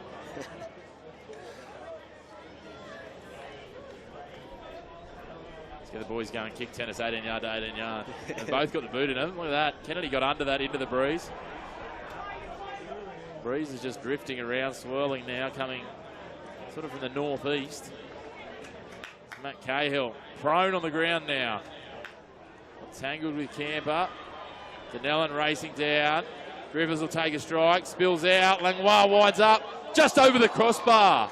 He had all the time in the world to line it up and pull the trigger, but not an easy distance to strike from. He wasn't far away, Joey Langlois. Not at all. We just see it play through, and it looks like it was going to go back out to the right and falls kindly for Joe Langlois. Takes a strike from 25 yards out or so. It wasn't far off. It just didn't dip as he would have liked. Again, the chances are plenty now as we start the second half from both sides. Regan Jones breaks free. Goo hassling and haranguing. Puts it out in front of Palambini. Denellen's there. Simmons. Camper's got space out wide. That's where he goes. The touch is heavy, but he controls it back on the second. He's going to have to go all the way back to Beecham. Beecham lofts it in behind, looking for Simmons. Simmons with a cross to the back post. Parried wide. Another chance for the Magic. This time was at Ingram. Will Ingram on the right foot. He had time and sat up fairly kindly as well. It's a good ball over the top there. It was to Jack Simmons, who did really well to get a ball in the box, and it just fell out the back to Will Ingram, coming in as he always does so well, and he took it first time with his right foot. It's not his favoured foot, but it also was 8 yards out. He'd be really disappointed he didn't do better with that one. That's a golden chance. Took the decision to pull forward and take it on the full, volley it. Didn't want to wait. Opportunity, and again, he'd love to have that over. Seen a few chances now where you'd expect that on any other given Sunday they would finish Butte. So nerves, good defence, a little bit of everything conspiring and correlating so that we stay at 0-0 after 57 minutes. Second half's definitely started with a bang. Chances on both ends of the field. Waller now winds up again off the side fence, looking for the long throw into the 6 yard box. It drifts in, looking for Finn. It beats a couple. Alvarez thought about coming. Ingram clears it for now. Topple Stanley's up. Baker gets a touch. Topple Stanley thinks about the throw himself, but hands it off to Tommy Waller. Not a lot of yellow jerseys within range for Waller. Throw it in behind, looking for Cahill. Cahill tries to get a header on it. Beecham manages to kick it into his own chin. And sends it long. McNaughton sends it back. Langlois can't get there. Kresner gets to it. Waller sends it forward. Jost brings it down with the chest. Topple Stanley with the head. A couple of little deflections there. It falls forward for Finn. Just needs to take a breath there, Archie Finn, or rush of blood, and he just plays it forward. Waller collides with Simmons and earns his side a throw after Simmons plays it across the line. Feel that these sides might be looking to their benches in the not too distant future. We'll look to inject fresh legs first. And the head comes. Pushing forward. Archie Finn getting in there. Wilson wins out. Kresner gets up. And then Camper heads it across the sideline. Another Jaffers throw. They're trying to turn the screws in the attacking half. Other men in goal. Yes, they are. And again, it's this near side. Camper's been busy on his defensive duties as well as offensively as well the second half. Waller just tries to put a bit of curl on that. Sent long in the end by Nancaro. And again, there seems to be some sort of thing about the magnetism of this grandstand, because we're seeing a lot of throws on this side today. Yes, we are. I'd love to suggest it's the magnetism of you or I, Buse, but it's definitely not me. There's a man that's full of magnetism. Jimmy Kresner. Big day for him today, and a big couple of months to come for him in the Broadmeadow Magic Club. The Australian Championship will get underway next month. Really exciting for Northern New South Wales football to have a side in that competition as well. Of course, still so much football for Broadmeadow to look forward to as well for the rest of the year. Starting to show some of the NPLs that think they're a little bigger maybe than Northern New South Wales of where we really stand on that stage. Great opportunity for the Magic to represent.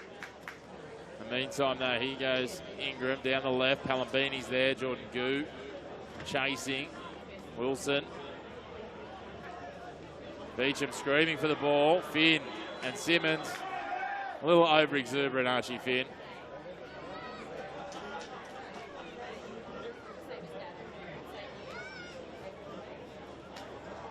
Again, it's Jack Simmons that Broadmeadow are trying to get on the ball. He's the man that's going to orchestrate everything for Broadmeadow. He's just so good with his feet, but you know, on the other side of that, Lambton know that they've got to shut him down quickly. Wilson lofts it over. Out in front of Ingram. Griffiths tracking back. Saw Lockie Griffiths with some real injections in that first half. Hasn't had a lot to do early in the second as the 60-minute mark ticks by. 30 minutes to determine the destiny of these two clubs, or do we need to go to extra time? Archie Finn, I think, has done very well to sell that. Pat Bond in and amongst it as well. Both those two in amongst the thick of it usually. Here we go. We'll have a look at the replay. Wilson. Just a little grab on top of the shoulder, and Finn decided to absolutely go with it. As is well within his rights. Now the ball down. A rapidly advancing Sam Donnellan. Feeds it into the box. No runners in that slot though. And Ingram clears it long for Topple Stanley to bring it down to McNaughton. 200-game veteran loses his footing. Manages to get it back though. Langlois. Topple Stanley. Now Waller.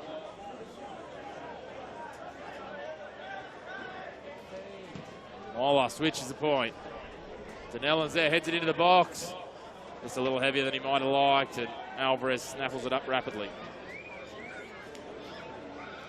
A couple of boys for Magic just getting ready at the moment. Expect some substitutes from Jim Kresner. Interestingly, Luke Corcoran, one of those. We haven't seen Corcoran for quite a while. Getting out of action. Maybe Tom Parks as well. Looking to add some spark and some energy through the side. But here goes Joey Langlois. He's got Finn out wide. They appeal for offside, but the flag stays down. It beats everyone, though. Tom Waller's going to have to race up to pick it up. There's no one here on the left. Plays it back into Pat Bond. Goo's there with him. Well, he looked to go to Goo. No, he lofts it wide. Griffiths, Goo sends it back down. Ingram breaks it up. Donnellan gets the volley, sends it high. Feeling like the two sides just entering into a bit of a holding pattern here. Can someone pull the trigger? Sits for Finn in the box. He uses his power to control it. Comes off the legs of Beecham. Does well just to keep it inside the byline now. He'll drive it down the line. Donnellan will get a head to it. Kresner heads forward. Nancaro, a little touch onto his own advantage. Brings it down with the shoulder. Donnellan's come across. Topple Stanley will close off. Bay's trying to get up for it, but Topple Stanley's height wins out. And we see some acrobatics from Cahill, and now we'll see the changes come. So it'll be Ezra Palambini to be replaced by Luke Corcoran. And Regan Jones will come off and be replaced by Tom Parks.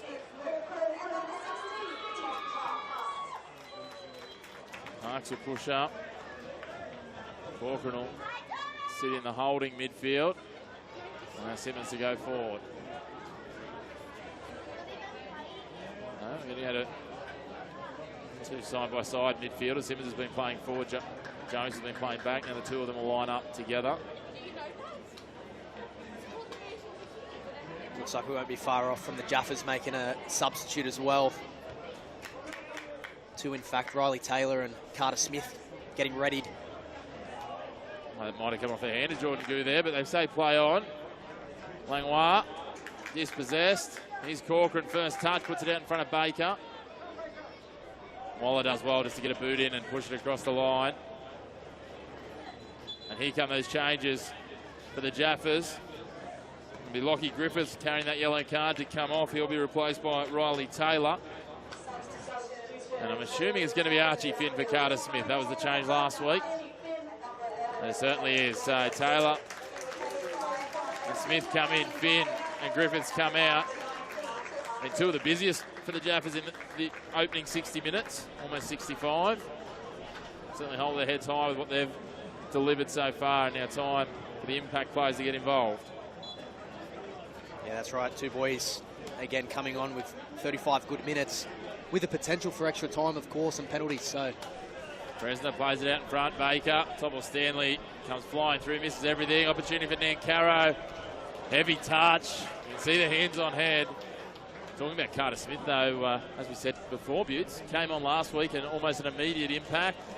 Headed one home very calmly with all the poise, so we'll be full of confidence after scoring in the prelim. Yeah, there's no doubt. And the boys off the bench as well for Magic. You know, such good talent coming off. I've no doubt they'll inject themselves into the game, and his first touch contribution. Both of the substitutes now. Taylor racing down just to the edge of the box, and Alvarez doesn't risk. He was right on the edge of that 18-yard box. Doesn't risk picking it up. Just sends it across the sideline. Another attacking throw to be taken by Sam Donnellan. Be an interesting question for David Tanchevsky is when he goes to the power and punch of Jimmy Oates as Pat Bond takes a strike, but the offside flag was up. Obviously having a weapon like James Oates on the bench is something nice to lean on, but see him down there, the right knee heavily strapped. You also don't want to send him on too early, and then as you said, if we go to extra time, he finds himself overdone and not able to use all of that power and ability. Here's Taylor now, feeds it into the box, just snatched out from the path of Matt Cahill-Lewis. Alvarez read it like a book. Yeah, wonderful keeping. Great goalkeeping there, and he had to make a move on that one because Matt Cahill was lurking in the back stick. I think it initially was a shot from Riley Taylor, which nearly worked out in the Jaffas' favour, but dealt with comfortably. Just look at it now unfolding. Here's Riley Taylor again. Immediate impact. Just spread it wide. Matty Cahill lurking, as I said, and well dealt with.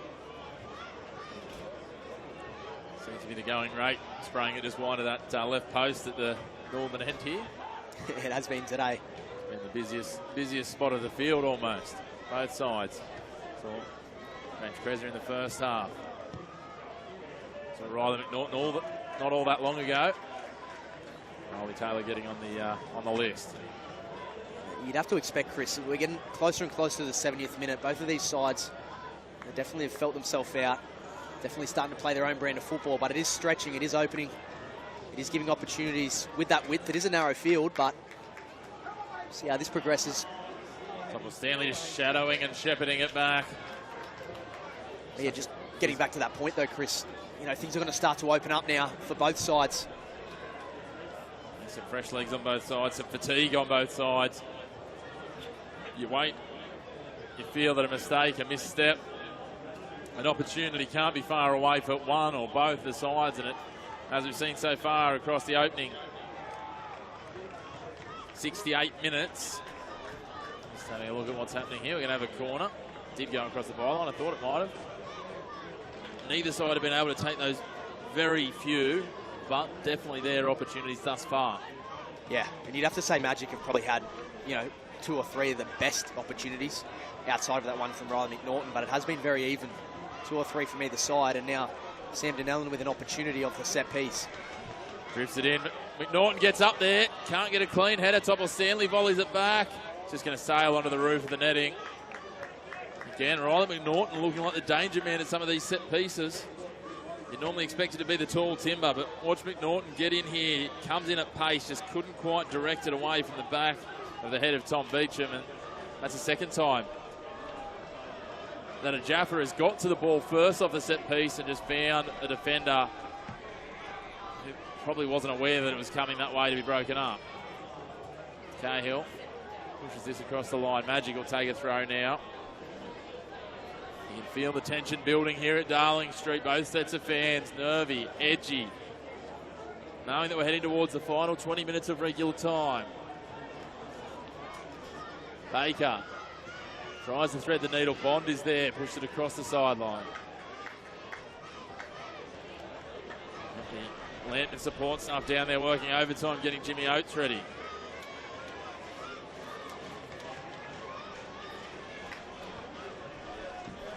Now Magic with a good opportunity from the set piece. It is Will Ingram with the left foot.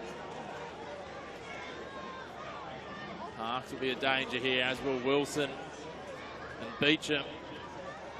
I mentioned it earlier. Is it Nankara in the back stick? We'll see how they approach this. Where they go again, under hit though.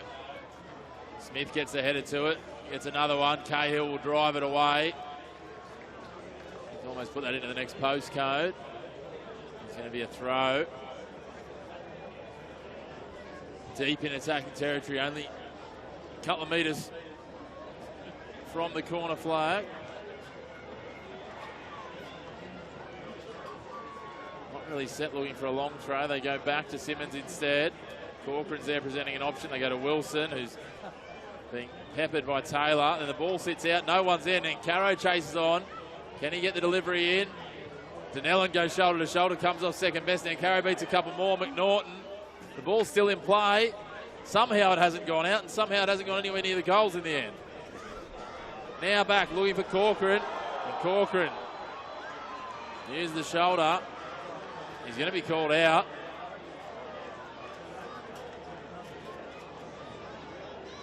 Getting it a dressing down here is Luke Corcoran.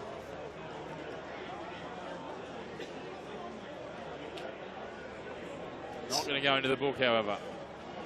No, Riley Taylor just baiting it by the looks of it. Bit of a body check there. That was important. It had to be done, and no cards given. Some slick footwork earlier from Nankara on that touchline. I don't know how he kept that ball in. Beat one or two, but couldn't beat the third. One on Sam Denellen just bounced off him when he tried to go at him. Now Corcoran. Jordan Goo gives him a little bit back. Both sides willing. Now out in front of Nankaro. McNaughton trying to shut him down. See why Broadmeadow made the big move for him from Cooks Hill mid-season. That deft touch in close quarters. The ball on a string at the moment. Cody Nankaro just can't get it into towards goal. Carter Smith just got half a sniff there, but they managed to hang on. Here's Nankaro again. Ingram pushing up. McNaughton. Now they go back to Corcoran. Goo drawn forward. Smith's there trying to close the angles. They come across to Beecham. He's had the captain's armband for the back half of the season until the starting return of Jeremy Wilson today. There's that man with the captain's armband. Wilson forward. Corcoran plays it. Taylor intercepts it. Parks trying to put it out in front of Kresnar. He gets free. Will he take a strike? Simmons is just half an inch behind him. If that sits in front, you feel he finishes. Yeah, you'd have to say so. And slick ball in through Parks to find James Kresnar. Just got in the back of the Jaffers here and ripped a wicked ball left foot. Oh, it was only half a yard away. Half a yard too far behind. So close yet so far for both sides across the opening 73 minutes. Time ticking down. Can someone find an answer in regulation time? Topple Stanley and Kresnar go toe-to-toe, literally. Now Cahill under pressure. They play the advantage. Goo's there. Langlois. Goo again out wide. Topple Stanley's going to go on a run. Can he control it? He's got Waller with him. He plays it out in front of him. He'll go on an advancing path. Camber and Waller. Camber comes away. Baker. Goo comes in at a rate of knots. Now Waller gets one back. He'll feel like he served justice after he felt like he was hard done by in the last challenge. These teams are throwing absolutely everything at it. 16 and a half minutes to decide the championship in regular time. No score yet. Chances are plenty. Fatigue building. Who can take advantage here? The ball fed in behind. Kresnar and Topper Stanley. They lock legs and the referee says play on.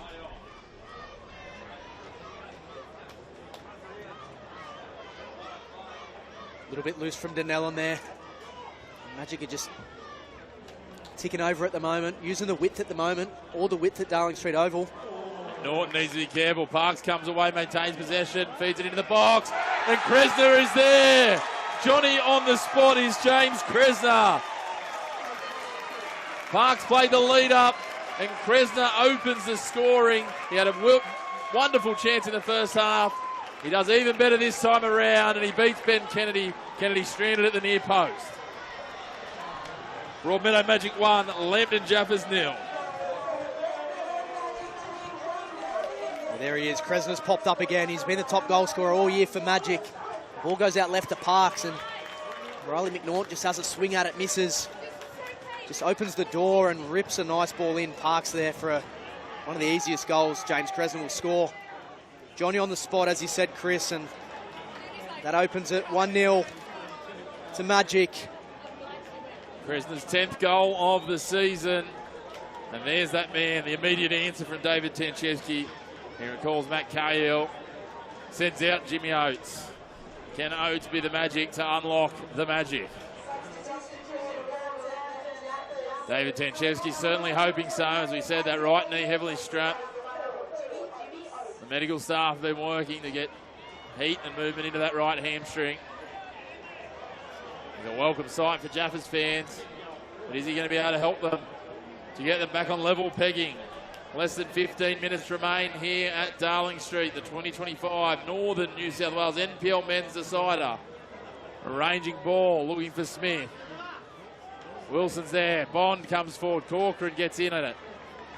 Bond will push forward, deflects it from Ingram. Will try and keep it in. He does well. Danellan's there. Will he put the cross in? He does poke it in, hopefully, looking for Smith. Waller. Baker gets ahead to it. Back looking for McNaughton. Topple Stanley parks himself over the top. Nankara comes away. The youngster against the veteran. Advantage played. Parks again. He had the assist for the first goal. Danellan. Out in front for Langlois. He pulls up against Parks. Can't control it. We're going to have a foul. Coming back. The contact of Langlois on Parks. That stoppage just takes the sting out of the game a little bit, but it's a good little battle there. Joe Langlois and Parks. It's an immediate impact off the bench from Parks, getting the assist for that goal. And again, there's only a matter of time now. 14 minutes plus additional time for the Jaffers to find an answer. You'd have to say the last 15 minutes, though, Chris. Magic were just starting to knock on the door a little bit. He's turned it, ratcheted it up a little bit, you feel. He's one of those players that's let it. Nankaro's coming to his own in the last little bit. And here he is, beats one. Gets inside McNaughton. McNaughton has to push it across the line. And we'll have another corner. Broadmeadow turning the screws. You feel like they got a second here. It might be good night nurse for the Jaffers. The Magic look to go back to back. The doubles. The best regular season in NPL history. And Louis to cap it with a trophy double. Got one hand on that championship trophy at the moment. We get set for the corner. Curled in from the right boot. Floated up past the back post. Beecham gets to it. Kennedy wraps himself around the back post there and just sees it away as it sits on the roof of the net.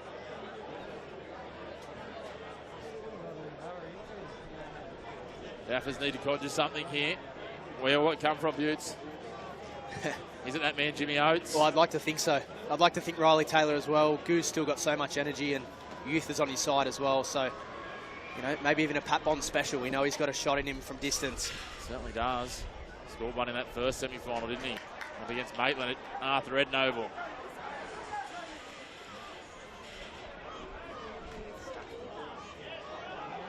Baker tried to find Nankara on the outside, but the ever-present Riley McNaughton's there. Now here's Taylor. Does keep it infield.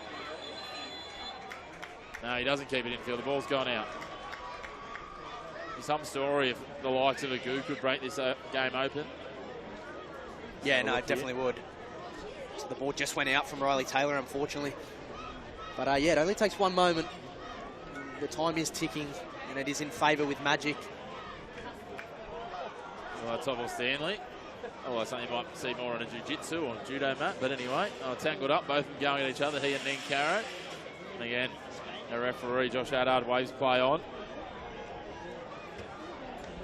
Again, expect Magic with the likes of Simmons and Cochrane probably just to play a bit more of a defensive role now with that 1-goal lead, and then you'd expect Lambton Jaffers to go one up and try and send more players forward.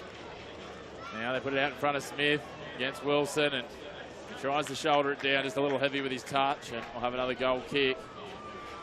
We head towards the final 10 minutes here. All on the line in the championship decider.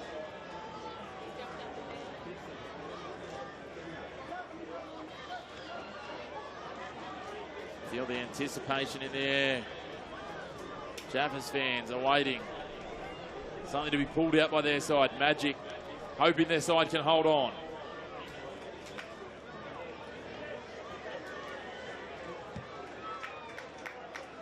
Run to Will Tanchevsky, go to his bench again.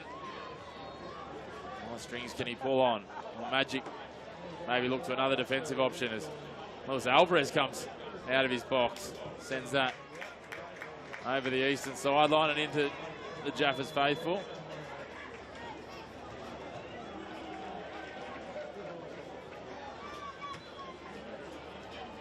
Second ball on the field, so we'll just pull up here. So Oscar Kraken thought maybe getting ready to come on. Certainly getting himself busy. Now the shin pads are coming out. There's the telltale sign, Buttes. Yeah, that's it. You'd expect Krakenthorpe probably to come in that attacking midfield role. Just try and be busy. Try to create something. Waller trying to put it in behind for Taylor. Just, again, a little overhit. Beecham did well just to get his last touch after that went over the line. Referee to signaling that he'll stop time here. Magic will be doing their best to manage the clock here. 9 minutes of regulation time remaining. As they inch ever closer towards this double-double. The Premiership and the Championship. Last year it took them to penalties to get the win. I'm sure Jim Kresner's heart rate, the Magic staff and fans would love it if it was regulation time. There's hundreds of fans in yellow here today, though, that would love to see their side find one back and take it to extra time. And Topo Stanley just shepherding that ball out at the moment, and it looks like that sub is coming now. Young Jordan Goo seems puzzled by that. Wonderful 82 minutes in from young Goo. I mentioned earlier, there was a great write-up on Tanchevsky's move to bring Goo in mid-season in the Newcastle Herald this week. Yeah, it was a risk that paid dividends, that's for sure. Made that spot in the starting lineup his own. He's been a key part of this run for the Jaffers. He's going to be like his compatriot that started against him at the start of this game, Regan Jones, a key part of the NPL for some years to come, I don't doubt, as Kresner goes forward, ends up on the deck, drives it across the line. It'll be a Jaffers throw. Kresner just need to be cautious. You can see the emotion rising up. His side are on top here. 82.5 gone. Oates throws himself in there, comes off second best, and now we're going to see a change, and Jaden Stewartson's going to come on. Stewardson for Baker. We're also going to see Jesse Hill coming in. This might just be about Jim Kresner trying to manage the clock. And Caro coming off. Two attackers for two attackers.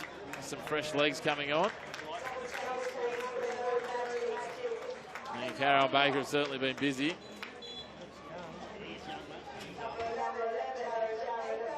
Now Taylor heads it in. Krakenthorpe tracking across. Out they go wide, looking for Parks. Norton tries to clear it, but it just comes off the head of Parks, and we'll go across now. Kennedy will grab it off the byline and play it on. Bond out now, Denellen. They need to find something quickly to the Jaffers. Yes, they do, and Magic again just sitting in that block at the moment. Happy not to press. Stewartson the lone soldier at the moment, fresh legs. Topo Stanley goes long, looking for Smith in the box. He brings it down, can't control it. Bond will take a strike. Well and truly got underneath that and slices it out well wide of the target. Right idea, execution just not there. We know Bond can certainly score from there. Yeah, it fell kindly for Bond. I've seen that before. We're taking something special there to beat Alvarez as well, but just got under it too much, unfortunately, Bond. Need to find answers. They need to find answers quick, the Jaffers. Towards the final 5 minutes. It's Alvarez taking his time. He'll be waiting. He'll wait. No rush at all. Magic hold the advantage and happy to utilise it. He goes wide. Stewardson gets a little nod on. Hill's there racing down the right. The youngster swings it across to Nellens there to clean up the crumbs. Goes to Krakenthorpe. Misstep from the fresh sub, and Corcoran comes in. Langlois. An agricultural swing at the ball into the legs of Corcoran, and it deflects and goes all the way across the byline for another goal kick to Kennedy. There's some Magic fans. They're counting down their moments. They'll already be ready to celebrate, but still time to come here. 5 minutes plus stoppages. Can the Jaffers pull something out of the hat? They've been gallant to get this far. Must win football for 9 weeks. They come up against a fresh and well-rested Magic side. Jim Kresner managed to rest the majority of his starting lineup in the final round with the premiership already secured. They still got the win against Cooks Hill. They then had the week off. They took on Western and booked another week off with a 2-0 win. The Jaffers, they got past Maitland in week 1. Then they took down Edgeworth at Lake Macquarie Regional Football Facility in week 2. As Tom Waller goes shoulder to shoulder with young Jesse Hill. And last week they went to Rockwell Automation Park and were convincing. Strong winners on the road to book their ticket here today. But is this one bridge too far? The Magic certainly will be thinking so as they look to close this out. Crown themselves the 2025 NPL Premiers. Headed down by Corcoran. The goal scorer in Kresner lofts it forward, looking to Hill. He'll pull it up inside the byline. First touch, tries to put it in the box. Stewartson's there against Topple Stanley. Topple Stanley shepherding across the line, and we'll have a goal kick. Stewardson frustrated, a little exasperated, and that's the experience of Topple Stanley. Yeah, Broadmeadow have done a good job since they scored that goal just to lock things up at the moment. Just playing percentage football, territory football, frustrating the Jaffers. Oates gets up, Simmons gets up. Smith wins out, beats 1, beats 2, beats 3. Carter Smith on a run. Winds up for a distance, tries to feed it in. Could have lowered his eyes maybe, had Oates in the box. He just opened up for Carter Smith there. Probably didn't realise how much space he had then. Was that the right option? I'm not too sure, but again, it fell kindly for him. Jack Simmons sliding in, and he also had Krakenthorpe to his right as well. Decided to pull the trigger. You know, Alvarez with the goal kick. You know, he'll be ticking that time over. Goes long, Topple Stanley sends it back with an aggressive header. Taylor, last touch. Oates, sorry, last touch. Looking at Riley Taylor, who's got a bit of claret on the face there. An early knock. Might be a reoccurrence of that wound from a week or two ago.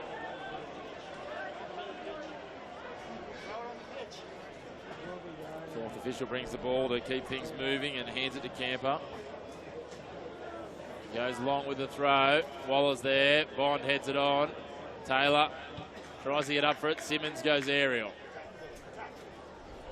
Parks brings it down. McNaughton tries to kick through it. Gets under it. Kresner uses the back of his head. All counts the same. It'll trickle away for a throw deep in defensive territory. Waller, the top of Stanley right there, but besides against the short option. Now winds up, goes long, looking for Taylor, who heads it on. Finds Corcoran in red though. Waller there again. Corcoran again. Topple Stanley. Waller had to duck under that rapidly. He's going to wear a rocket in the back of the head. Langlois shepherding out Stewardson. Waller against Stewardson now. Falls for Hill. Hill gets around Topple Stanley. McNaughton's there. Great sliding effort on the byline. And it'll be a corner as much as Kennedy tries to sell the goal kick to our referee. Good little runaway there from Hill. 1 minute of regulation time remains. We'll wait for the fourth official, Connor Markovic, to let us know how long we will have of added time. No rush to take this corner as well. Looks like Jack Simmons will make his way over. The referee has enough of the ticking down of time, just signalling he's stopping his clock. Josh Addard, he's done a wonderful job officiating what's been at times a heated clash. He's managed to keep a lid on it and allow football to do the talking. He asked them to move along here. Simmons goes to Parks, and they're just going to be happy to use the time here. But it goes across the line, and we'll have a goal kick. Ben Kennedy won't waste any time in getting things moving. Looks like Magic will make one last change with Ryan Ensor here, just in an effort to further chew up any additional time. Corcoran gets a header forward. Hill racing down. He gets to the outside of Waller. I'll be happy to play it down this end. Hill tries to turn Waller inside out. Cuts between he and Langlois. Langlois just watching it across the byline. Opportunity here, and Parks puts it in the back of the net. He scored the assist for the first. And now he gets the goal and doubles the lead. And you feel that's iced it for the Magic. Tom Parks, the man of the moment. What an impact he has had. Heartbreak for the Jaffers, but elation for the men in red. A moment of jubilation as a few substitutes went to run on, were quickly dragged back. Broadmeadow know they've done enough.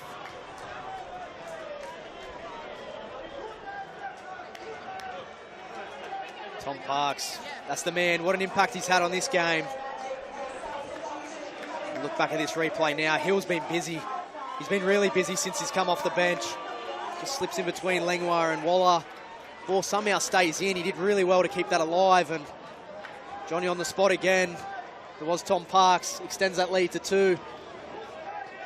We'll see Ryan Ensor come on for Kresner, the opening goal scorer. And look at those celebrations from the Magic fans. The Premiership and a Championship will lead them to the Australian Championship. 4 minutes of added time, you feel it's not going to be enough. The Jaffers have got players lined up. Look at them surge forward on the right. 6 runners pushed down, but it's headed away. Langlois for Denellen, missed times it. There's that man again, Parks and Simmons. They go back to Ensor. Now they go long. Waller's going to head it back towards attack. They know they need to transition quickly. Is there time for one last salvo, one last hurrah to keep the pulse alive for the Jaffers? Be something from here, Topple Stanley.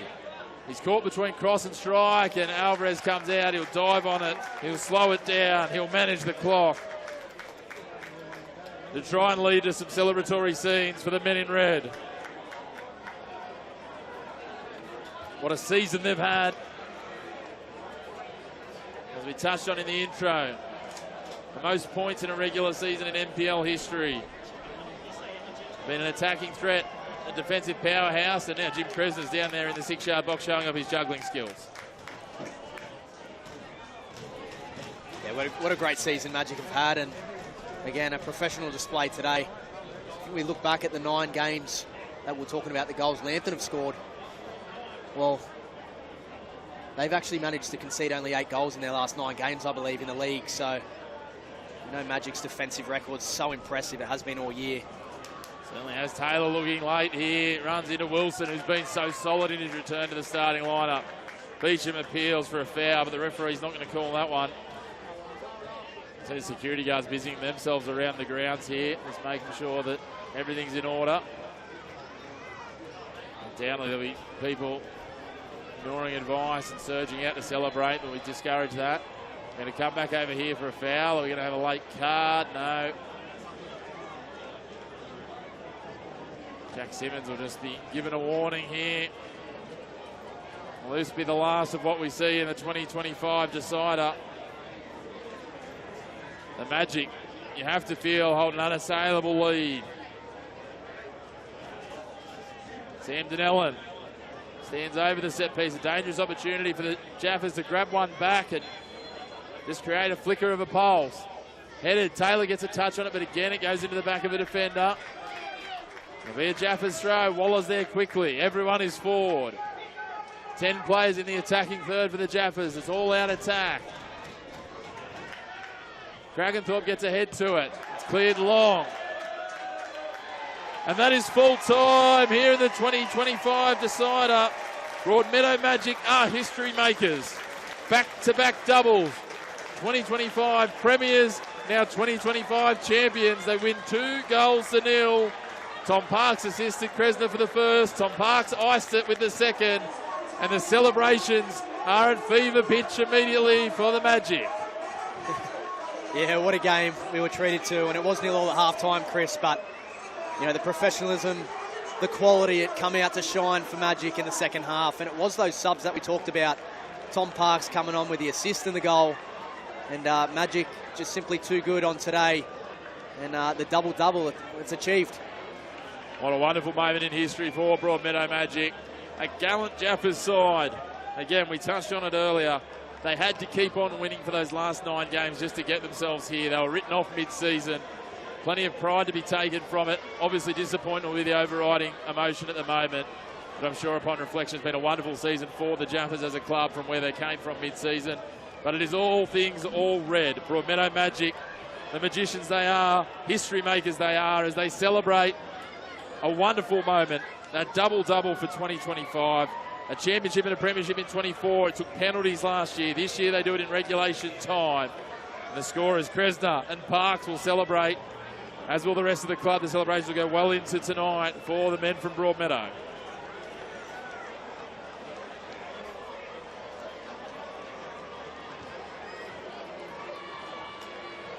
Let's take a look back at how the Magic got things done from that 0-0 half-time scoreline.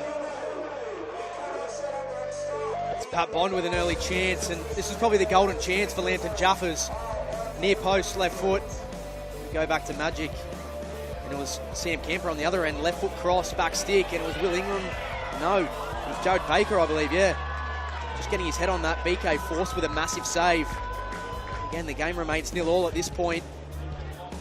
And again, they go right. It was Jack Simmons who found a way to get a ball in here. This was the Will Ingram chance. Was left begging, and then this was the first goal, I believe, out to Tom Parks. Roland McNaughton has a swing and misses. He pushes in and then puts it on a platter for James Kresner to open the score. 75th minute, 1-0. It's the easiest goal he'll score in his career. Just look at that closer. It was Tom Parks coming off the bench and just put it beautifully in front of James Kresner. That was to make it 1-0. See what that meant to the side. The substitutes on there celebrating. Kresner absolutely ecstatic what it means for him, his family and the club, that early lead. And we see right at the start of stoppage time, they work the ball in here and then just prodded. It bounces off Kennedy and Parks just snaps it up. The opportunity on open goal. Kennedy couldn't react fast enough. And that iced it. You see what it means. Zach Bowling, the fans, all in raptures. And here it is. The moment the full-time whistle went. Well, that's Stewardson and Hill celebrate. The fans rush the field. Another trophy in the Magic cabinet. Well deserved. What a season they've had. It's been a great year for our 2025 champions, 2025 premiers. Of course, they made it to semi-finals as well of the League Cup. It's been a huge year for the Magic Club. We just hear the announcers trying to do their best to clear the field of fans so that they can get on with the presentations here today at Darling Street. But what a day it's been. What a match we were treated to. As I said, I'm sure the overriding emotion, and Buttes, I'm sure you're sharing some of that as a Jaffers player, is disappointment for the Jaffers. But for fans, what we've been treated to today has been an absolute spectacle and fitting of a wonderful season and fitting of a wonderful day to wrap up the 2025 year. Yeah, for sure, Chris. And even as a mutual, I think we all got treated to a great game. The conditions were beautiful. And, yeah, look, the second half, it did open up as we thought it would. And, look, Magic just too good, unfortunately. They probably did have the better chances in that half in the game. And then they come through with their quality. And, look, yeah, great game overall. And Magic have still got so much football to look forward to. The B-League Championship, well, how exciting is that for the club? I know a number of their players will be in that squad for the NPL All-Stars to take on Mark Milligan's Jets side. So, yeah, really positive signs for Magic and for the Jaffers. Yeah, Commiserations. that's the one. For all the Jaffers boys, but they did have a great run into the end of the season, and they were playing elimination football for 9 weeks. So maybe it was just one pitch too much. But yeah, a top effort for Dave Tanjevsky and all the boys that were a part of the club. Well, certainly, I'm sure they'll be coming back bigger and better, looking to go to that next step next year in 2026, the Jaffers. Meanwhile, as you said, the Magic will celebrate for now, but they'll be looking to carry that momentum into the Australian Championship, and they'll have all the well wishes of Northern New South Wales football with them. We're going to take a slight pause here. We're going to throw down, let you keep enjoying the celebrations. In a few moments' time, we'll be joined by the Northern New South Wales staff, led by Neve Owens, with a presentation to your 2025 premiers, the Broadmeadow Magic, running out 2-0 winners over the Lambton Jaffers for our 2025 NPL Men's Decider.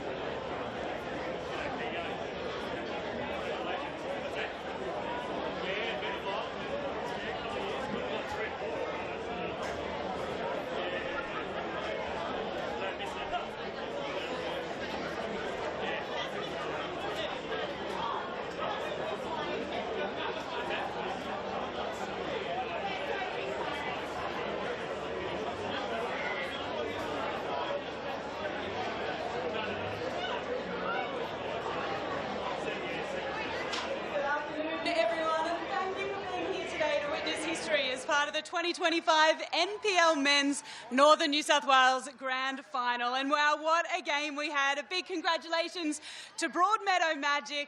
Commiserations to Lambton Jaffers. But thank you both for putting on such an awesome spectacle this afternoon. My name is Neve Owens. I'm your MC this afternoon, and I'm joined on the pitch by Northern New South Wales Football Chairman Mike Parsons, Northern New South Wales Football Director David Willoughby, and Northern New South Wales Football CEO Pete Haynes. Firstly, we'd like to acknowledge the Awabakal people, the traditional owners of the land on which we meet and play today, and pay our respects to their elders past, present and emerging. To start, we'd like to acknowledge our match officials for their contribution this afternoon. I'd like to invite Northern New South Wales Football Chairman Mike Parsons to step forward and present our match officials with their medals. Fourth official, Connor Markovich. Assistant referees, Riley Kirkcaldy and Lucy Hungerford. And our referee, Joshua Attard. Thank you once again to our match officials for their hard work today and all season long.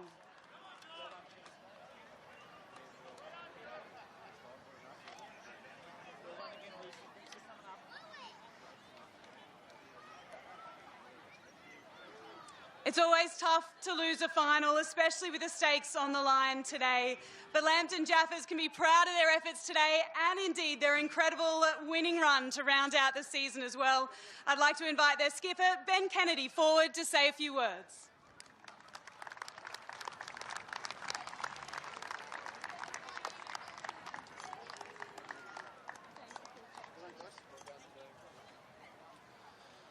First off, I'd just like to thank Northern and Newcastle Olympic for hosting today. The facilities and the pitch and everything were first class, so thank you. Thank you to the match officials. I thought the game was played in good spirits and they handled it well. Well done to Jimmy and all his crew. They've been the best side for the last couple of years, and I'm sure they do well in the Australian Championships. Finally, just to our boys, it's been a tough road. Not many people thought we'd be making finals at all. So to be here is a big achievement and something for us to build on for future years. So well done to everyone involved there. Thank you.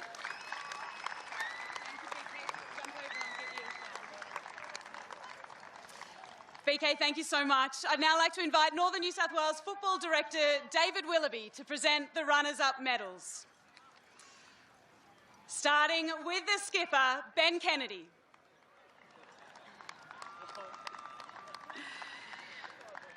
Pat Bond.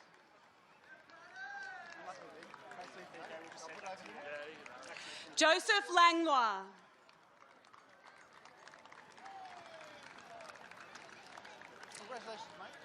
Archie Finn.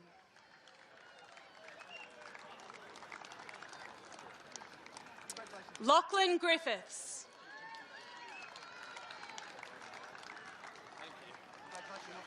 Sam Donnellan.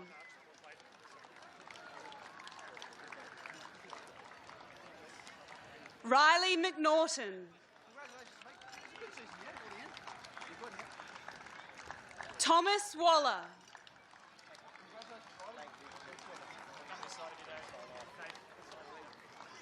Matthew Cahill.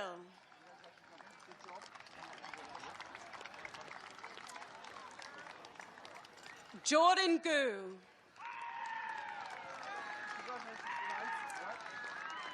And Nikolai Topor-Stanley.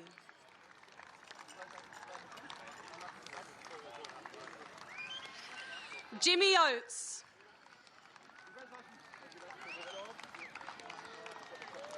Lachlan Graham.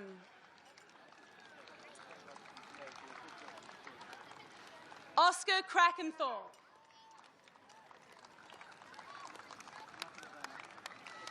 Riley Taylor.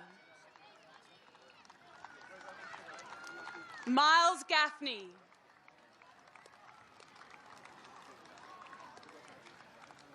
Carter Smith.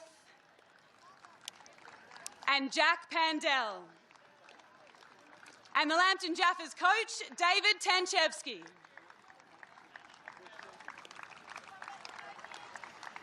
Manager, Peter Butterworth.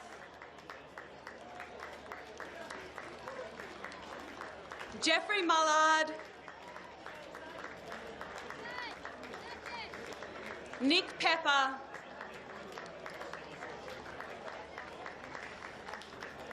Blake Carter,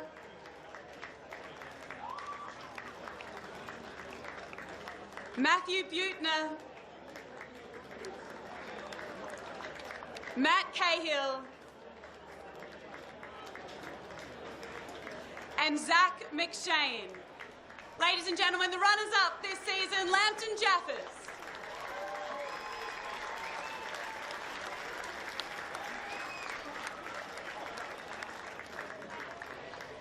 I'd now like to invite Northern New South Wales Football CEO Peter Haynes to help us present the DG Williams Medal for the Player of the Match. The award is chosen by Northern New South Wales Football's Technical Department, led by Technical Director Ryan Doidge. The 2025 DG Williams Medal recipient for the Player of the NPL Men's Northern New South Wales Grand Final is Jack Simmons.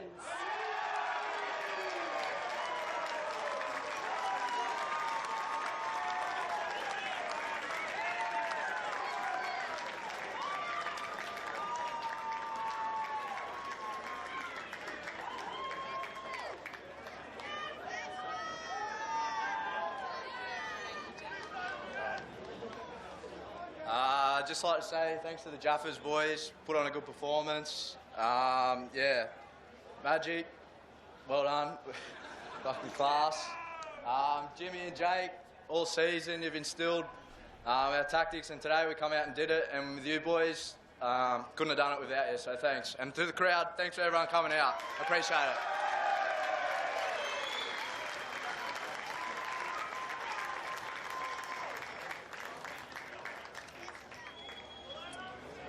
Thanks so much, Pete, and a big congratulations to Jack.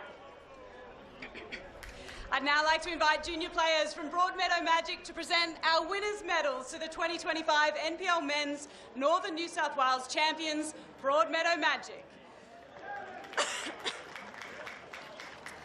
Winning a grand final is always an awesome achievement. Winning back-to-back grand finals to complete a dominant season is pretty formidable as well. I'd like to invite the Magic captain, Jeremy Wilson, to first collect his medal and to say a few words.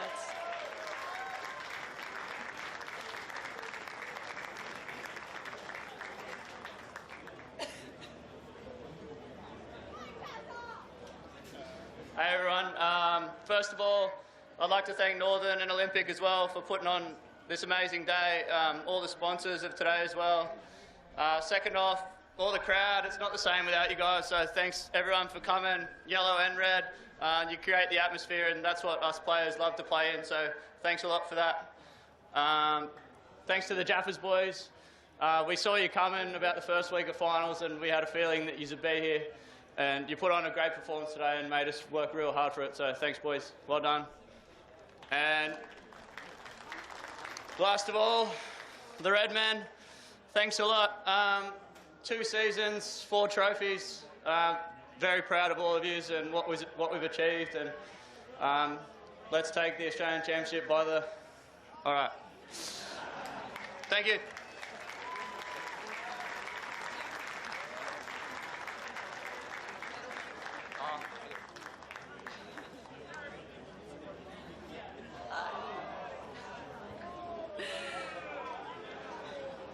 Ladies and gents, Jeremy Wilson, the skipper of Broadmeadow Magic.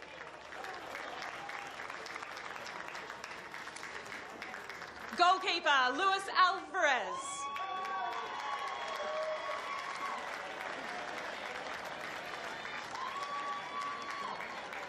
Sam Camper.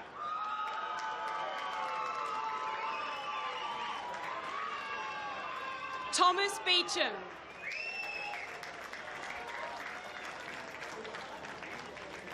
Will Ingram.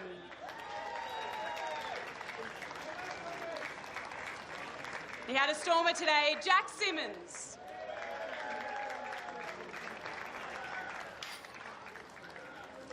Regan Jose.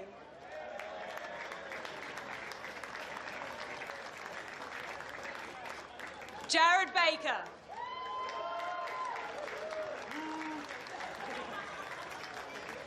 Ezra Palambini.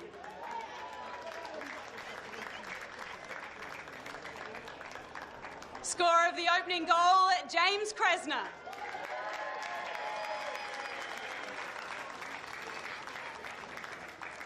Cody Nancaro.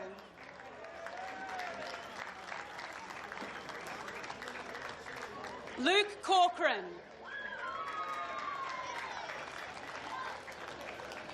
Jaden Stewardson.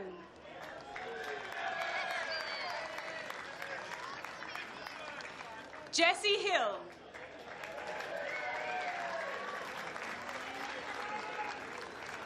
Jake Callan. Made it 2-0 this afternoon, Tom Parks.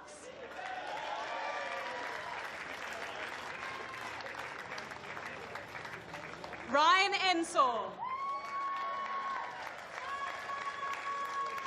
And Zach Bowling. And coach of the Magic, Jim Kresner.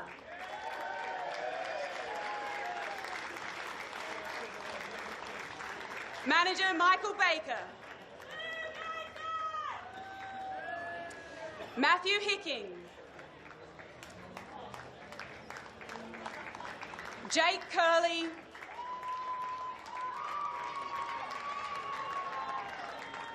Tom Davis. And Clint Gosling. Ladies and gents, the champions, your Broadmeadow Magic. I'd like to invite the winning captain, Jeremy Wilson, back to collect the trophy.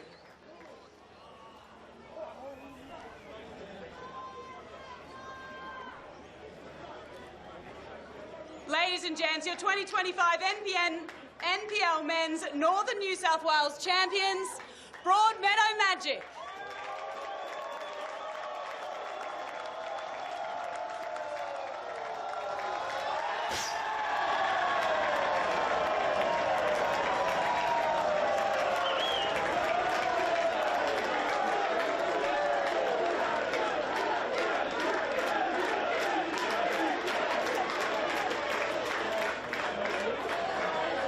Well, there they are, your 2025 Northern New South Wales NPL Premiers and Champions. Back-to-back doubles for the Broadmeadow Magic as they head on high on confidence into the Australian Championships.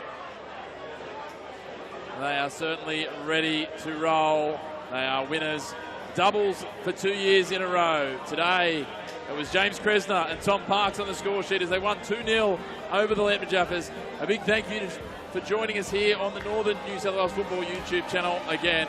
We look forward to coming back to you again in 2 weeks' time for the Northern New South Wales All-Stars up against the Newcastle Jets.